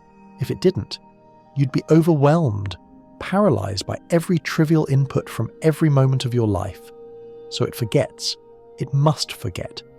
And in doing so, it increases entropy. This reframes memory not as a sign of perfect order, but as a delicate temporary rebellion, a fleeting arrangement of molecules always on the brink of dissolution. You might remember your first kiss, but you won't remember the air temperature, or the colour of the streetlight, or what was playing on the radio nearby. Those details, gone, evaporated into entropy's domain. But here's the beautiful twist. You don't need perfect recall. You don't need every detail. You just need enough. Enough to tell a story, enough to feel a feeling, enough to carry yourself forward in time, like a breadcrumb trail laid out across entropy's endless forest. Scholars still argue whether this selective memory is an evolutionary advantage or just a byproduct of limited resources. Maybe your brain's just too cheap to store the high-res version of everything. Or maybe, just maybe, forgetting is the price of becoming someone new. If you remembered everything perfectly, you'd never change. You'd never move on. You'd be frozen in the past, weighed down by every insignificant detail. But by letting things go, by allowing disorder to do its quiet work, you clear space for new experiences, new meaning, new chapters. This is entropy not as villain, but as editor. Without it, the novel of your life would be bloated, unreadable, cluttered with footnotes about what you ate for lunch on July 17th, 2011. So maybe the memories that fade aren't lost. Maybe they're sacrificed, willingly or not, to make room for clarity, relevance, growth. Still, some things do stick. Odd things, emotional things. The smell of sunscreen from that one vacation. The taste of toast during a quiet morning. The sound of someone's voice saying your name in a way that felt like home. These memories persist because they're deeply wired into your emotional architecture. Stronger signals, stronger structures. They're harder for entropy to dissolve, though not immune. Even they will fade, soften, blur, and maybe that's okay too, because even as they dissolve, they leave something behind. A trace, a feeling, a contour in the shape of who you are. You're not just the sum of what you remember, you're also the echo of what you've forgotten, and that's kind of lovely. Of course, your phone remembers a lot more than you do. Your emails, your photos. Your notes app full of cryptic ideas like spaghetti ladder and chickens, but ethical. But digital memory, as we've seen, has its own entropy. Files degrade, formats become obsolete, hard drives fail. Even the cloud has limits. Every backup is temporary, every archive vulnerable. Entropy is patient. It plays the long game. So if you want something to last, you have to choose it, revisit it, reinforce it. You have to pay entropy's toll with attention, energy, love. The act of remembering becomes not just biological but spiritual. A quiet defiance, a way of saying this mattered, and that's the truth of it. Entropy makes memory possible. But it also makes memory fragile. It gives you a past, but never lets you keep all of it. And so you forget, and so you remember. And somewhere in that balance, you become a person. Not a static file, not a flawless machine, but a story being written in real time with a few pages missing here and there. That's how entropy works. That's how you work. You've turned off the lights. Not all of them, of course. There's always that one little glow in the corner, from the charger or the standby light or the night light you insist isn't for you but for ambience. The room feels still, cooler now, and quieter than you realised. You're finally winding down. But before we let go completely, there's one more puzzle to curl up with under the covers. Why are the laws of physics reversible, but you aren't? You've probably heard it before. Newton's laws, Maxwell's equations, the Schrödinger equation, they're all time reversible. If you reverse the direction of time in the math, they still work. No alarms go off. The universe doesn't raise an eyebrow. But here in the real world, you can't unsay something, you can't untoast toast, you can't unsneeze in an elevator and pretend it didn't happen. So what gives? Let's go slowly now. You're tired. The fan hums. Your breath slows. We'll walk through it gently. Start with the basic truth. The laws of physics are symmetric in time. That means if you filmed a single particle bouncing off a wall and played it backward, the motion would still obey Newton's laws. It would look totally normal. But that's just one particle. Now add a second one, then 5, then 1 billion. Suddenly, things get complicated. The more particles you include, the more complexity, randomness, microstates. You introduce a new player to the game, entropy. And entropy does not play backward. Remember, entropy is about the number of ways a system can be arranged. And when you go from low entropy to high entropy, you're moving from a rare specific state to a common probable one. That's easy. That's what the universe does when no one's looking. But going backward, moving from a chaotic high entropy state to a low entropy one, that requires every molecule to line up perfectly, like soldiers in a parade marching straight back into formation. The math allows it. The odds? Laughably bad. Here's the difference. Physics doesn't forbid toothpaste from going back in the tube. It just makes it so unlikely that you'll never see it happen. Not in this universe. Not in any you can observe. Quirky note, the idea that irreversible behaviour comes from reversible laws baffled even the great physicists. In the 1870s, a young Ludwig Boltzmann tried to explain how the second law arises from Newtonian mechanics. His opponents, like Loschmidt and Zermelo, challenged him. If your theory is time-symmetric, how does it know which direction entropy should go? And Boltzmann, already exhausted and possibly over-caffeinated, basically said it doesn't. Entropy increases because we start from low entropy. That's just the initial condition. Boom. Past hypothesis. Again. So your life feels irreversible because you are a multi-trillion particle system embedded in a universe that began in low entropy. You're surfing a wave that started 13.8 billion years ago. You don't feel the reversibility of physics because you're too tangled up in entropy's forward current. You wake up, age, forget, move on. Every breath you take is a one-way trip. Every experience etched in your brain is a snapshot of a world that's already moved on. There is no rewind, only memory, only direction, but don't get sad, not yet. Because here's something beautiful. If the universe were truly time-symmetric and had no entropic arrow, you wouldn't be conscious, you wouldn't have experiences, you wouldn't remember anything. Without entropy, there's no differentiation between moments, no flow. Time would just be an empty coordinate, like a label on a spreadsheet, unchanging, meaningless. So the very thing that makes you mortal, that makes your eggs break, that makes your toast one-sided and your days numbered, is also what makes you you. Without entropy, there'd be no evolution, no brains, no music, no jokes, no change. You are a byproduct of asymmetry, a tiny, temporary arrangement of atoms pretending to be a person, and doing a damn good job of it. And maybe you can't reverse time, but you can relive moments, you can reflect, you can remember. So in a strange way, even though entropy drags you forward, your mind lets you look back. One of the few gifts evolution snuck past the second law. And now, here in this darkening room, as the world around you softens into shadows and hush, you realize something else. You're tired. A soft tired. The kind that doesn't demand answers or closure. Just stillness. Just warmth. The blanket settles around you. Your breath evens out. The fan hums, steady as ever, stirring the air like a low lullaby. And entropy, it's still there, still rising. Still gently guiding every atom toward its statistical destiny. But for now, you can let it go. No need to think about probability clouds or particle states. No need to remember equations or paradoxes. You've come a long way tonight, from melting ice cubes to dying stars, from cosmic memory to toothpaste you can't put back in the tube. So rest now. Forget the arrows and the laws. There is nothing to fix, nothing to undo, just a warm room, a tired mind, and the quiet, irreversible beauty of simply being here. Some mornings hit you like a rogue wave. This is one of them. You're upright, sure, but only physically. Mentally, you're still in the sheets. You shuffle into the kitchen, half blind, performing rituals you don't remember choosing. Mug, coffee, button, wait, and then toaster.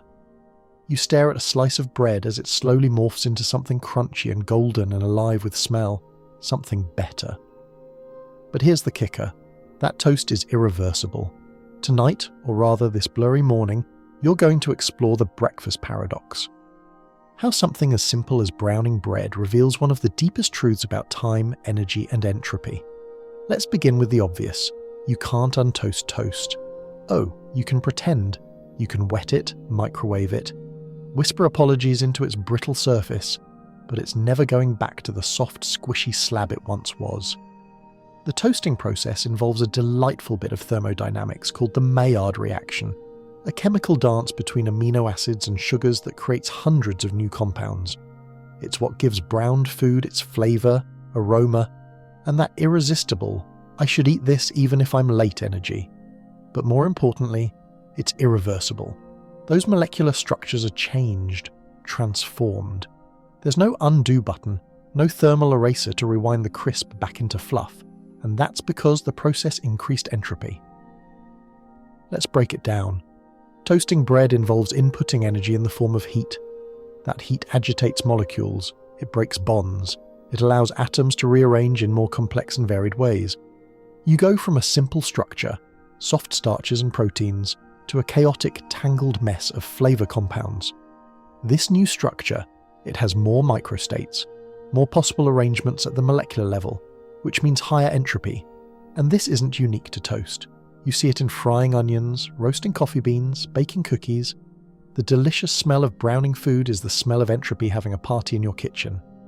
Quirky tidbit. The Maillard reaction is so complex that scientists still haven't catalogued all the compounds it produces. Every time you toast bread, hundreds of chemical reactions are occurring simultaneously. It's a chaotic ballet. Gorgeous, delicious, irreversible chaos. Now here's the philosophical twist.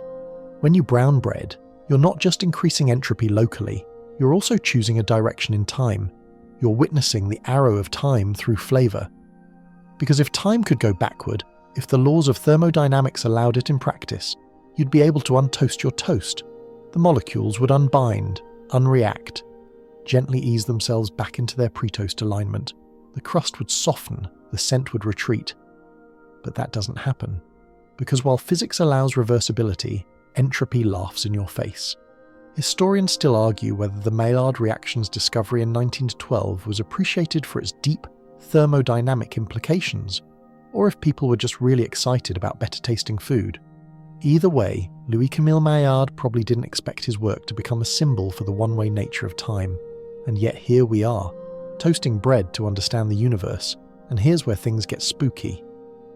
Imagine if toast could be reversed. If you could just pull entropy downward like a zipper, it would mean you'd need to remove energy from the system in precisely the right way. Reverse all molecular movement. Revert hundreds of chemical reactions with 100% accuracy. It's not just impractical, it's cosmically absurd. The statistical odds of all the particles in your toast spontaneously returning to their pre-browned state are so small, they make Boltzmann brains look like a solid weekend plan. It's like hoping all the air molecules in the room will cluster in one corner so hard you suffocate. Technically possible. Practically, No, entropy's power isn't that it destroys structure, it's that it makes reversal astronomically unlikely. And yet, even in this irreversible act, there's creation. You made toast, you made flavour, you created a moment that didn't exist before, and you paid for it, with a little entropy released into the air, the walls, the mug in your hand. The act of toasting is a transformation, is not destruction. It's a one-way upgrade, a messy, tasty, beautifully irreversible choice. Just like life. We don't get to go backward, we don't get to undo, but we do get to cook. We do get to transform, to evolve, to make messy, delicious decisions and live with them. Entropy isn't stopping you, it's marking the trail behind you, saying, you were here, you changed something. And in a strange way, that means every irreversible action is a kind of fingerprint, a signature, a scar or a kiss or a burned piece of bread that says, I mattered. So when you bite into that toast, yes, it's slightly too crunchy, and yes, you got distracted scrolling again. Take a moment. Realize that you're tasting the arrow of time, you're tasting entropy, and it's surprisingly good. You can't go back, but you can go forward, carrying the scent of change with you. Aromas are memory's favourite time machines, and somewhere in the browning of your breakfast, the universe whispers, everything you love is temporary, and that's why it matters. So chew slowly, swallow deliberately. This moment will never happen again. And that's not a flaw, it's the entire point. You're walking now, just a little loop around the block. The sky has dimmed into that perfect grey blue, and the streetlights are just beginning to flicker on like shy fireflies. The pavement is still warm from the day, radiating back the sun's forgotten heat in soft, invisible waves. You breathe in, you exhale. And in that moment, without thinking, without trying, you do it again. You increase entropy. Because here's the thing. You, yes you, are a tiny but relentless entropy generator. Every step you take, every breath, every blink, twitch, giggle, yawn or eye roll, it all costs energy. And where energy moves, entropy follows. Let's unpack that. Your body runs on fuel, not metaphorically, literally. You consume low entropy molecules, glucose, proteins, fats, packaged into neat, structured little biochemical bundles.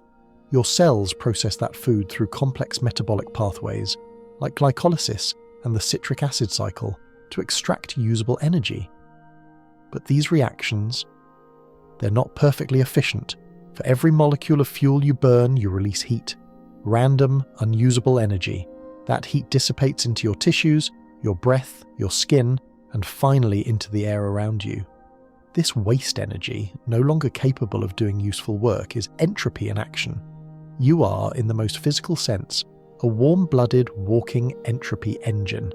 And you're not alone. Every living organism on Earth survives by doing the same thing, importing low-entropy material, exporting high-entropy waste. Eat structure, release chaos. Quirky tidbit. In 1944, the physicist Erwin Schrödinger, yes, the cat guy again, described life as feeding on negative entropy. His little book, What is Life?, was one of the first scientific attempts to define living systems in thermodynamic terms. He wasn't being poetic. He was dead serious. He saw life not as something that breaks the second law of thermodynamics, but as something that operates within it. A brief, intricate dance of order that must constantly fight to maintain itself. And the only way it does that is by creating even more disorder outside of itself. In simpler terms, you stay alive by making the universe messier. Let that sink in. You, the one who separates your recycling and folds your towels just so, are increasing the total entropy of the cosmos just by being you. It's not a sin. It's not a flaw. It's the cost of existing. Let's go deeper. Your body temperature is carefully maintained around 98.6 degrees Celsius, just 37 degrees Celsius, but your environment rarely matches that. So you're always bleeding heat, radiating photons in the infrared spectrum like a slightly confused light bulb. Even when you're sitting still, doing absolutely nothing, your cells are metabolizing, your mitochondria are hustling, and your entropy is rising. Take a single breath. You inhale oxygen, structured, low-entropy molecules. Your cells use that oxygen to extract energy from glucose. You exhale carbon dioxide, less structured, more disordered. You release water vapour, warmth, and a tiny bit of chaos with each puff. Repeat just as 20,000 times per day. You are quite literally a diffuser, spreading heat and disorder outward like a tiny sun. Not bright enough to cook breakfast, but just enough to make a blanket feel cozy. And this gets even weirder when you zoom out. Every human on Earth is doing this, right now. So are the plants, the animals, the mushrooms in your neighbour's lawn. All life is pushing entropy outward in waves, slowly spreading it through the biosphere, the atmosphere, and into space. We're all little mess makers in a universe that started clean. Scholars still argue whether entropy should be considered the defining feature of life itself. After all, living things are temporary islands of order in an ocean of disorder. Some argue that life is just what happens when you concentrate energy and give it rules. Others say that's too cynical, that life has agency, will, consciousness, and that entropy is just part of the backdrop, the wallpaper on existence's oddly humid waiting room. But the truth? Entropy and life are locked together like reluctant dance partners. You need entropy to evolve. Mutation, natural selection, adaptation. None of these would work in a frozen, perfectly ordered system. Chaos fuels change. It creates opportunity. So yes, your cells die and replace themselves. Your memories fade. Your socks wear out. But also, new cells form. New memories are made. New socks arrive in weird birthday-shaped wrapping paper. Entropy doesn't just take. It clears space. It makes room for new. It's also worth noting that your brain is one of the most energy-hungry organs in your body. Despite making up only about 2% of your body mass, it consumes around 20% of your energy. That's a lot of heat, a lot of entropy. Thinking is expensive, so is feeling, so is dreaming. Even now, as you absorb these words, your neurons are firing, recalibrating, sorting signals. You're rearranging molecules inside your skull just to follow this story, and you're paying for it with entropy. Isn't that oddly flattering? You're burning calories to understand thermodynamics. Not everyone can say that. So the next time someone tells you to be productive, you can respond with great confidence. I am. I'm making the universe more probable, one step at a time. There's something comforting about that, isn't there? The fact that just by living, by walking, by yawning, by reading, you're part of a great one-way current. You're not resisting entropy. You're contributing to its beautiful, messy journey. You're not outside the system. You are the system. Entropy doesn't happen around you. It happens through you. And if that feels overwhelming, just remember, the warmth you feel, that's entropy. The sound of your footsteps on the pavement, entropy. The fog on your breath in the evening air, entropy. You're not broken. You're thermodynamically compliant, and that's enough for tonight. It's late again, somehow. Time slips when you're not looking. You're parked in the kitchen, rummaging in the freezer for a snack that probably isn't there. Behind the frosted bag of peas and the lonely half-box of waffles, you see it.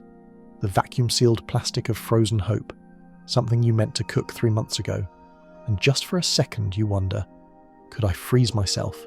You know, stop the clock, pause, entropy, do what toast cannot. Tonight you're diving into one of science's most misunderstood dreams, reversing entropy, or at least trying to. Let's begin with the obvious. You can't reverse entropy.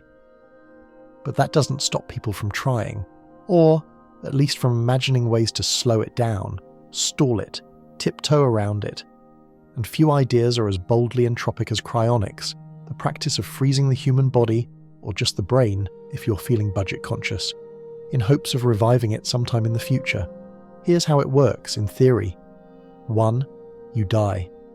2. Immediately afterward your body's cooled to near freezing. 3. Then you're perfused with cryoprotectants, liquids that prevent ice crystals from forming and turning your organs into a slushy. 4. Finally, you're stored in a tank of liquid nitrogen, suspended at 196 AD, where all biological activity stops. The idea? Entropy is slowed to a crawl, metabolism ceases, decay halts. You're placed in a kind of thermodynamic coma, waiting for a future where medical science can undo whatever killed you, cure your diseases, and maybe even give you a better haircut. But here's the problem. Freezing isn't reversing, it's pausing. And pausing isn't free. You still need to maintain that extreme cold, constantly, forever, and that takes energy. Money, maintenance, one power outage, one failed compressor, one apocalypse, and entropy gets its moment again. Quirky fact. The first person to be cryopreserved was a psychology professor named James Bedford in 1967. His body is still in cryonic storage today. Whether he's frozen in time or just very expensive meat popsicle remains, shall we say, open to interpretation. Now let's zoom out from humans and talk closed systems. Could you build a box, sealed, isolated, perfectly efficient, where entropy doesn't increase? Short answer, no. Longer answer, well, you can minimize entropy production. You can slow the bleeding in a way. That's what physicists and engineers do every time they design an efficient engine, or a superconducting coil, or a fancy quantum computer cooled to near absolute zero. But even these marvels leak entropy, slowly, subtly, because no real system is perfectly closed. There's always vibration, heat, cosmic rays, the hum of the earth, the sigh of time itself. Some scientists even propose Maxwell's demon, a famous thought experiment where a tiny intelligent being sits in a box and only lets fast or slow particles pass through a door, neatly separating hot and cold particles and seemingly decreasing entropy. But spoiler, it doesn't work. Why?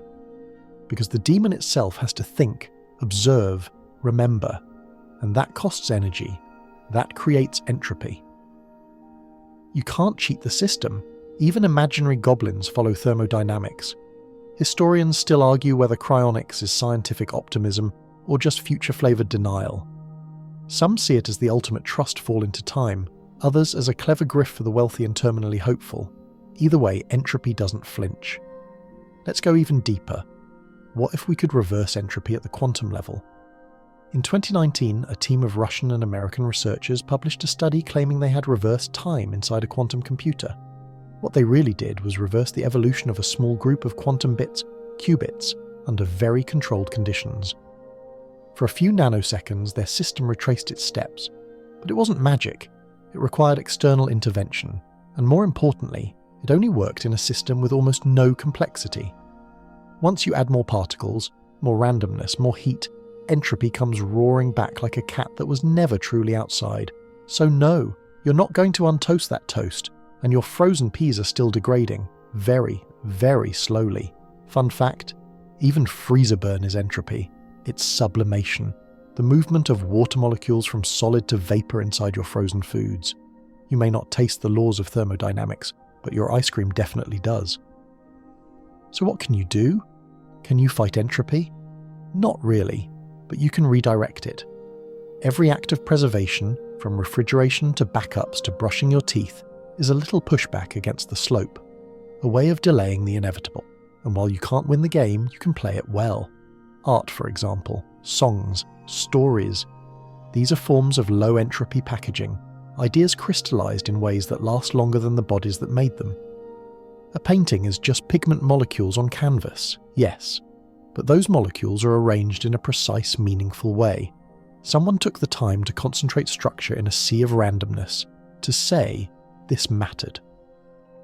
That's how humans cope with entropy, not by stopping it, but by finding beauty in what resists it, even temporarily. You are one of those resistances. Your body may be leaking heat like a busted radiator, but your thoughts, your actions, your small decisions to create instead of destroy, those are moments of clarity in the noise. And even though you'll forget most of this tomorrow, the act of listening, the act of choosing to care, increases entropy a little, sure, but it also adds something else: structure, meaning, pattern, the things entropy can't erase quite as easily. So no, you probably won't freeze yourself and wake up in the year 3025. And no, entropy won't hit pause just because you said please, but tonight, you did the most thermodynamically rebellious thing of all. You paid attention, and that matters. For now, that's enough. You're lying down again. Same bed, same pillow, but your brain, wide awake, full of particles, paradoxes, and the faint sense that your freezer has been judging you this entire time. So now, because you're your mind drifts to the ultimate rabbit hole. Could entropy be reversed in quantum systems?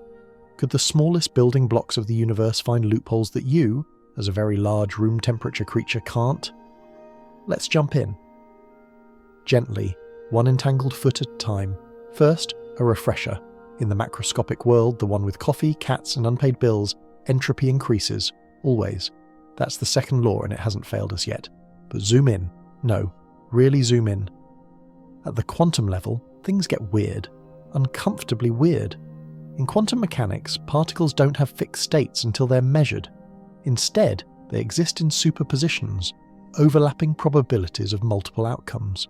A single electron might be here and there, spinning up and down like a particle that hasn't made up its mind yet. And these particles don't always behave the way you expect, especially when they get entangled. Entanglement is when two or more particles become so deeply linked that the state of one instantly determines the state of the other, even if they're light years apart. Einstein called it spooky action at a distance, because when even Einstein gets spooked, you know it's real. But what does this have to do with entropy? Well, one of the strangest things about quantum entanglement is that it appears to violate classical expectations of entropy. You can have two particles, each seemingly random on their own, but when measured together, they show perfect correlation. That is, knowing one tells you exactly what the other is doing. This leads to something called quantum entropy, or more formally, von Neumann entropy. It's a measure of uncertainty in a quantum system, and it behaves differently than its classical cousin. In certain cases, entanglement can reduce entropy. That's right. For entangled systems, knowing more about the whole can mean knowing less about the parts. Imagine having two puzzle pieces that make no sense alone, but when you click them together, they form a perfect picture. That's quantum information.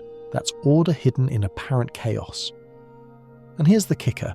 Some physicists believe that time's arrow, yes, the one entropy supposedly defines, might not be fundamental at the quantum level. In a 2018 study, researchers created a tiny quantum system of particles and observed that, in certain conditions, entropy didn't increase. In fact, under precise manipulations, the system appeared to run backward, as though time itself had reversed. But, and this is a big but, it only worked under incredibly controlled circumstances, in a tiny isolated quantum system that required external intervention. It wasn't entropy violating the rules. It was researchers carefully nudging the system into behaving against the grain. As soon as they added complexity, or just stopped watching, the arrow of time reasserted itself. Like a toddler left unsupervised, entropy immediately made a mess again. So what does this mean? It means that at the quantum level, the rules bend, but they don't break. Entropy, while not as rigidly predictable, still finds a way. It's just sneakier, more probabilistic, less like a ruler, more like a mischievous probability curve. Quirky tidbit. There's a famous interpretation of quantum physics called the transactional interpretation, where interactions happen both forward and backward in time, like particles are shaking hands across the timeline. Some researchers think this might explain why quantum systems don't always choose a direction until observed. In other words, maybe time's arrow doesn't exist until we force it to. Mind melted. Historians and physicists and philosophers still argue whether time is truly fundamental or just a side effect of entanglement and entropy interacting in complex systems. If that sounds vague, it's because no one agrees. Some think information theory might hold the key. Others say we'll need a full theory of quantum gravity before we get real answers, but here's what we do know. 1. Quantum systems can appear to reduce entropy, for a moment. 2. They still obey the second law when averaged out over time. 3. Reversing entropy at that level doesn't scale. You can't apply it to your toaster, your freezer, or your midlife crisis. In short, quantum weirdness doesn't give you a time machine. It just gives you very strange science papers and the occasional Nobel Prize. Still, the implications are hauntingly beautiful. Because if entropy emerges from the probabilities of many interacting parts, then maybe time itself is not a river, but a kind of statistical illusion, something that only appears to move forward because that's how we experience change. And if that's true, then entropy isn't a villain, it's a lens, a way to interpret reality's evolving probabilities, a kind of cosmic interface between what is possible and what is probable. So tonight, As you lay in the dark, watching your ceiling and pondering your own entangled place in the universe, remember, you may never untoast toast, you may never reverse your bad haircut, or your worst joke, or that text you sent at 2:43 a.m. But somewhere, on a scale you can't touch, the building blocks of reality are still negotiating the terms of time itself. And occasionally they reach across the arrow, they whisper backward, they handshake through entropy's veil. It doesn't change your socks, but it does change the story. And honestly, that's enough to dream on.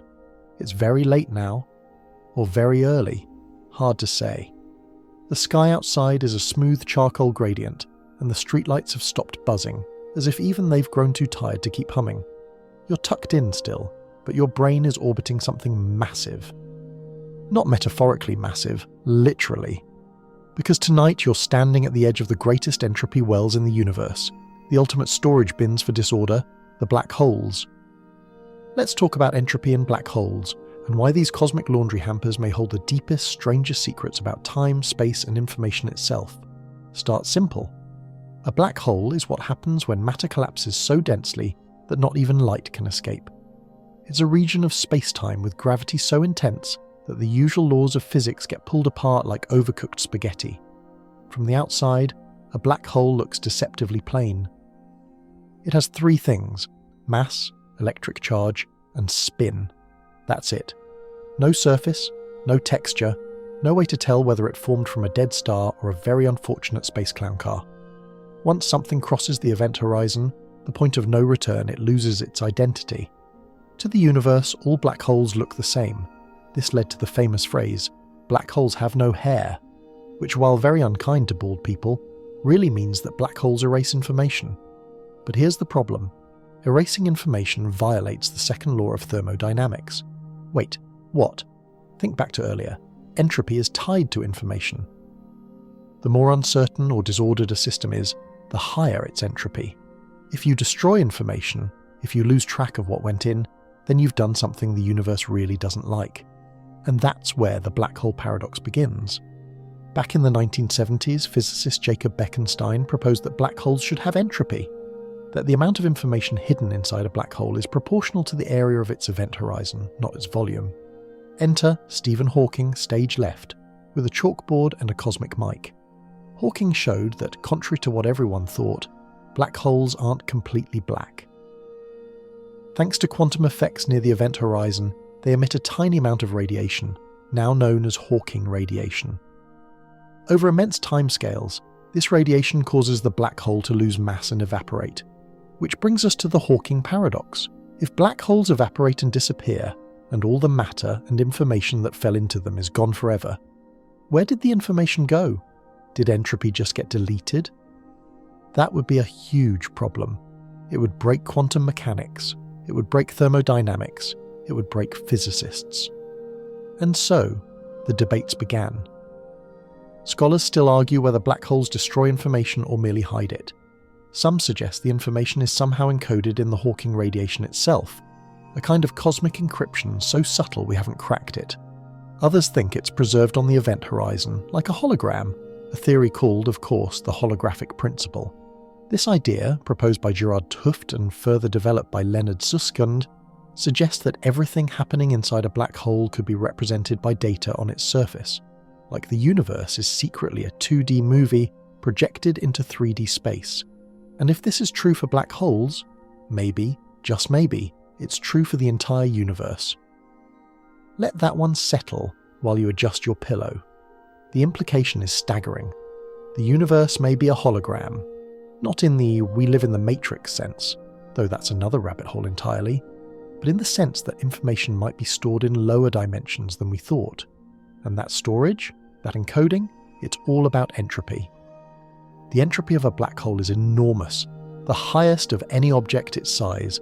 In fact, black holes are so efficient at packing information into a small space that some physicists believe they represent the maximum entropy possible for a given volume. Black holes aren't just the garbage compactors of the universe, they're the ultimate entropy recorders. Imagine them as cosmic receipts. Every time the universe increases in complexity, black holes keep track. They hoard the data, file it away behind the event horizon, and even if we can't access it, it's there. Or maybe it isn't. because there's still no consensus. The black hole information paradox remains one of the biggest unresolved questions in physics. Hawking himself revised his views over time, suggesting in later years that information might be preserved, but distorted beyond recognition. Which brings us to the human part of all this. You, sitting here, in your blanket fort of quiet thoughts, are also made of information. Your atoms, your memories, your late-night snacks, all of it structured, ordered, uniquely you. If you fell into a black hole, the information that made you would be scrambled, not destroyed, but smeared, encoded on the surface like a chalk outline on spacetime's most secure vault, which is weirdly comforting in a darkly poetic kind of way. And yes, entropy would rise, because that's what entropy does, but it wouldn't forget you. Somewhere, out there in the math, your pattern would persist, not retrievable, not readable, but written nonetheless. So next time you feel small, or like you've left no trace, just remember, even the most chaotic systems keep records. Even entropy, the great unraveler, is also a historian, a cosmic accountant that never quite deletes the ledger. And black holes, they might be the universe's deepest memory, unreadable, unreachable, but still, somehow, there, morning again, a softer one. Light seeps in through the curtains like it's trying not to wake you. The room is quiet in that sacred pre-coffee way, and yet something stirs, not outside but inside you. A question, or maybe just a feeling. Why are we so obsessed with order? You fold your blankets, you rearrange your bookshelf, you stand in the grocery store debating which row the peanut butter should be in, because clearly it's not with the jams, it's with the proteins, right? Tonight, we drift gently into the cultural side of entropy, how humanity has, across time and civilization, responded to the slow, creeping truth that everything falls apart. Because, spoiler alert, we've been wrestling with entropy since before we had the word for it. Start with the oldest stories. In Norse mythology, the end of all things isn't just a dramatic showdown, it's Ragnarok, a time when the cosmos collapses into chaos. The sun and moon are devoured, the gods fall, and even the world tree Yggdrasil trembles. What is that, really? Entropy in mythic form, or take ancient Egypt, where the universe was locked in a daily battle between Maat, the goddess of cosmic order, and Isfet, the force of chaos. The pharaoh's job wasn't just to govern, it was to maintain balance, keep chaos at bay. Same story, new names. Even in Hindu cosmology, the universe cycles through periods of creation, Brahma, preservation, Vishnu, and destruction, Shiva. The idea of an eternal, stable universe, it's not the default, it's the exception. Because deep down, across languages and empires, humans knew order is temporary, structure is rare, chaos waits. Scholars still argue whether entropy is truly felt at a cultural level, or whether it's just a convenient metaphor for what people already feared: death, decay, loss. But one thing is undeniable, we hate mess. And yet, we're drawn to it. Fast forward to now, you scroll social media and see chaos. Headlines blaring about systems breaking down, climate spiraling, tech disrupting, institutions wobbling. It all sounds eerily familiar if you've spent any time reading thermodynamic equations. The modern world is not immune to entropy, it's built on top of it. Every civilization is a temporary island of low entropy, consuming energy, maintaining structure, exporting disorder. Cities, for example, are machines for importing food, water, electricity, and exporting waste, heat, noise. They appear stable from a distance, but zoom in and you'll find entropy everywhere. Cracks in pavement, overloaded routers, flickering streetlights, rust. All signs of entropy doing its thing. And yet, we clean, we repair, we KonMari our closets. Quirky fact, when Marie Kondo released the life-changing magic of tidying up, it sparked a global movement of people purging their belongings to make room for joy. But from a thermodynamic standpoint, it was a cultural moment of entropy resistance, an attempt to reclaim order from the spread of material chaos. Of course, we didn't destroy entropy, we just moved it, gave it away in bags, put it in storage, repackaged our clutter into someone else's timeline.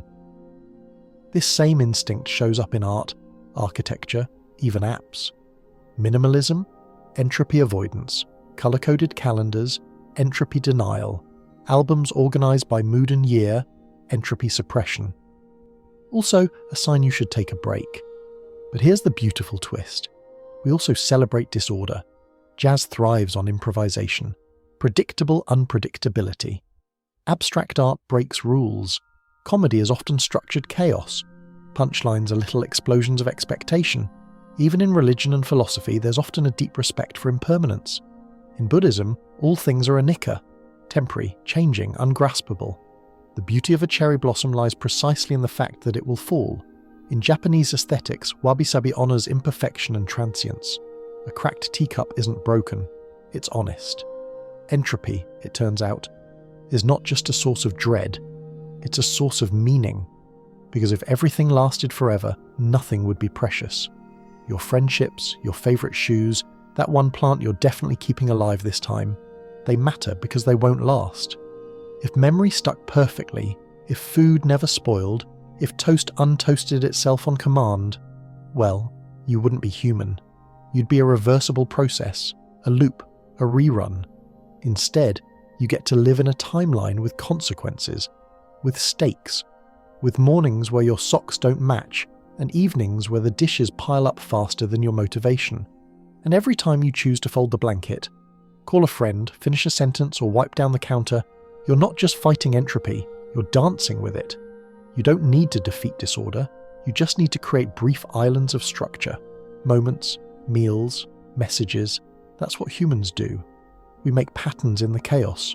We assign meaning to randomness. We write stories on the edge of entropy's tide, and that brings us gently to you. You, the person listening, thinking, maybe scribbling notes or just sinking into the sheets. You're a storyteller, a narrator, an organizer of chaos. You can't reverse entropy, but you can redirect it. You can say, this mattered. You can build a life, not despite entropy, but because of it. And when it all gets too messy, too uncertain, too much, step back, look at a galaxy, or a leaf, or the inside of a toast crumb, and remember, even entropy has patterns. It doesn't erase meaning, it creates it by making structure rare, valuable, fleeting. And that, perhaps more than any law or equation, is why we fear the mess, but keep making beauty inside it anyway. And now, here we are. The night is heavy, but soft. The world has slowed to a whisper. Your thoughts, once wild and bouncing like excited particles, are starting to settle. Maybe not perfectly, but enough. You've walked through the deep, bizarre, and oddly poetic realm of entropy. And now we coast gently into the final chapter, the end, where everything spreads out and naps forever. Let's not rush it. Let's breathe this one in slowly. First, remember what entropy is really doing. It's not just creating mess, it's erasing differences. Over time, all temperature differences vanish, all pressure gradients smooth out, all useful energy spreads out into forms so diffuse they can no longer be harnessed. And once all that happens, nothing more can happen. That's the final state physicists call thermodynamic equilibrium. Every bit of energy evenly distributed, no heat flowing, no work being done, no stars, no flame, no friction, no tension, just stillness. It sounds eerie, but it's not sudden. There's no cosmic off switch. It's a slow, quiet fade, a soft dissolve into silence. Everything you know, your heartbeat, your phone, your favourite songs, depends on imbalance, on contrasts, on gradients. No difference, no change, no time. Historians still debate whether time ends when entropy maxes out, or if it just loses its meaning. Because remember, time isn't just a number on a clock, it's our perception of before and after. And that only works when something is happening, when change is possible. But in the far future, far future, there may be no meaningful change left to track, no after that's different from before. That's heat death. And yes, it's a little melancholy, but also weirdly comforting. Because entropy doesn't kill the universe, it just tucks it in. All the stars will burn out, all the matter may decay, black holes will slowly fizzle via Hawking radiation, and what remains will be a cold, quiet spread of low-energy particles floating in an infinite, structureless void. A universe that's asleep, entropy has won, not with fire. Not with a bang, but with a gentle, inevitable settling, like dust after a dance. And here's the quiet, profound part.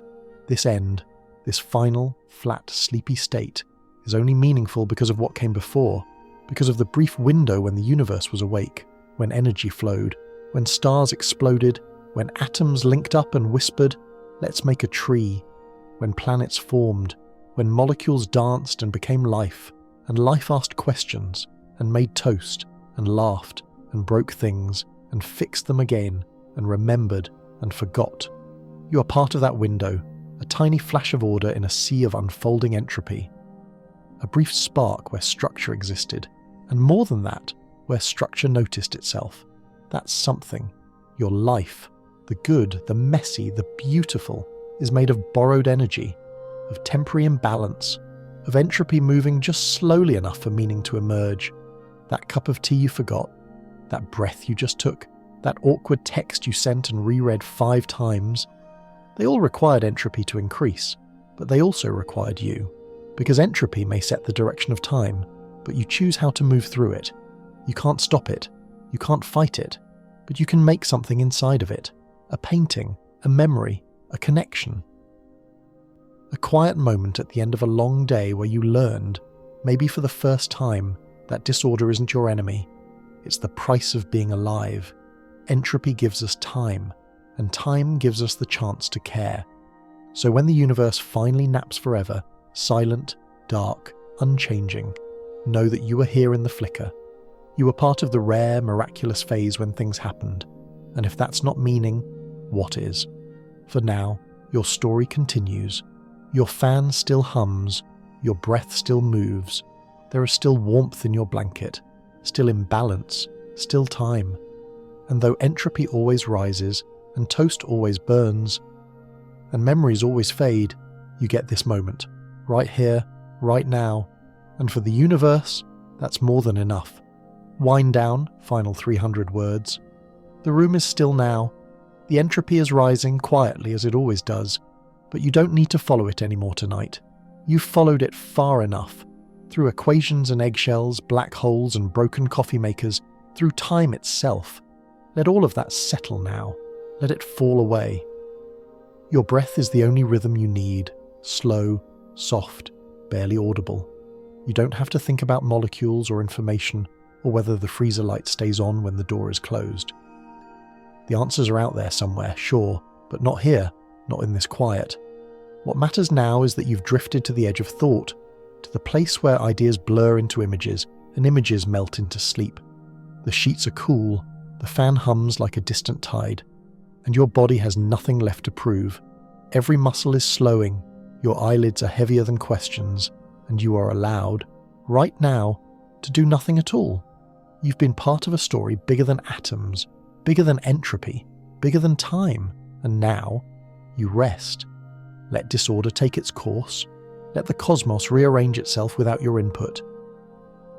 Let your mind unspool like thread in warm, soft water. The universe is still here, still moving forward, but you can stop, just for tonight.